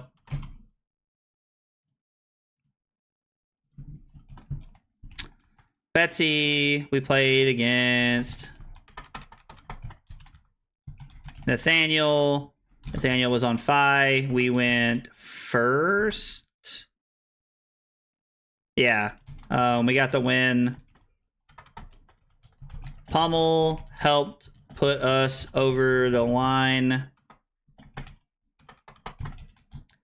Nathaniel made a questionable block at the end. I'm just going to put that he made a questionable block at the end because, like, I don't know that it's correct to block with Mask of Momentum there, but I think he's supposed to, honestly. So, I don't know. That's one of those, like, tough decision points there that, like, it's, like, fun to talk about and kind of, like, discuss. Yeah, I don't know. All right, so we finished 3-2 tonight. We had a pretty unfortunate start. We probably should have won our game against Prism, and then I had a pretty slow start. Had a pretty slow start, but then, like, we probably should have won the game against Prism, and we beat OTK Viserai, which was a fun game to play, because I thought we were going to lose. We beat Nathaniel at the end. Trent rickrolled us when we played him earlier playing KO, and we beat Nick playing KO. So pretty well-rounded night. We got to play a lot of different matchups and see a lot of different things. I don't know. It was really interesting. I think the Betsy deck can be pretty good. Either way, I only threw 3 after that, and you have a 4-card hand. Yeah, so I mean, I technically could have a 4-card hand since if you attack with the Rising Resentment there, and if I want all 4 of my cards, I can literally just block with my 3 points of equipment that are left. So I mean, yeah, either way, probably getting there. Playing to the best possible outcome. Yeah, that makes sense. I get that. Yeah, that makes sense. I get that. But yeah, the Betsy deck is really cool. I really like the Betsy deck, and it seems fun. And we haven't even seen all of the cards yet. Like, there are so many more cards to come. I'm really hoping that another card gets spoiled before Thursday, because that's going to be when I stream next. That we can actually, like, get the that we can see some more cards and hopefully change the deck up a little bit. I'm also interested to see how the deck feels with the Tower card and that aura that buffs. I'm really interested to see how that feels. Yeah, I don't know. We'll see how that feels on Thursday when we play some more. I got to do a big hydrate for Robert real quick using those channel points. Appreciate you guys spending your channel points. It's a fun interactive thing that I enjoy doing. I'm going to go fill up my water real quick, and then I'll talk about streams the rest of the week. I'll be back 2 seconds.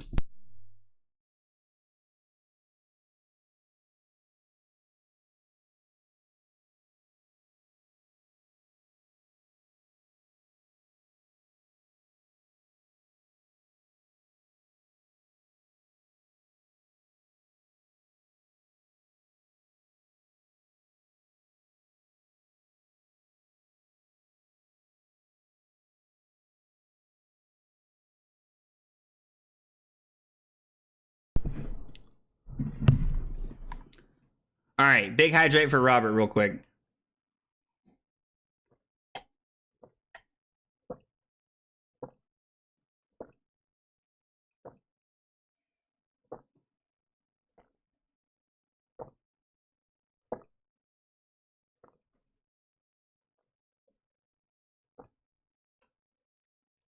Oh, God. Okay. Shoo! He's back. That's right, Trent. That's right, buddy. Okay. No stream tomorrow. Carly and I are hanging out, and we're going to a musical / play kind of thing. I'm pretty excited. I think it's going to be pretty fun. And then Thursday, we'll be back streaming some more Betsy. Won't be playing Friday. And then we're playing Saturday. We'll be streaming from 1 to 5 on Saturday. Probably playing some more Betsy. Hopefully we get some more cards before then so that we can kind of see more of the deck and how it feels. I'd really like to see Betsy's weapon before then, if I'm being honest. That'd be the big one for me that I want to see. How was Cincy? Hey, Jason, what's up, man? Cincy was good, buddy. I didn't play too well. If I'm being honest, I didn't play too well, and I got a little unlucky at times. But I had a good time. I met a lot of really cool people, and one of the guys on the team top 8 of the Battle Hardened. So was super stoked for Silas to top 8. Was a really good run for him, and he played really well all weekend. So yeah, absolutely, man. I appreciate you asking, though, man. Absolutely. Thanks for coming by the stream and hanging out tonight. All right, so stream Thursday, stream Saturday. Yeah. I think that's it. Thanks for hanging out tonight, guys. I will see you guys on Thursday. Have a good Wednesday.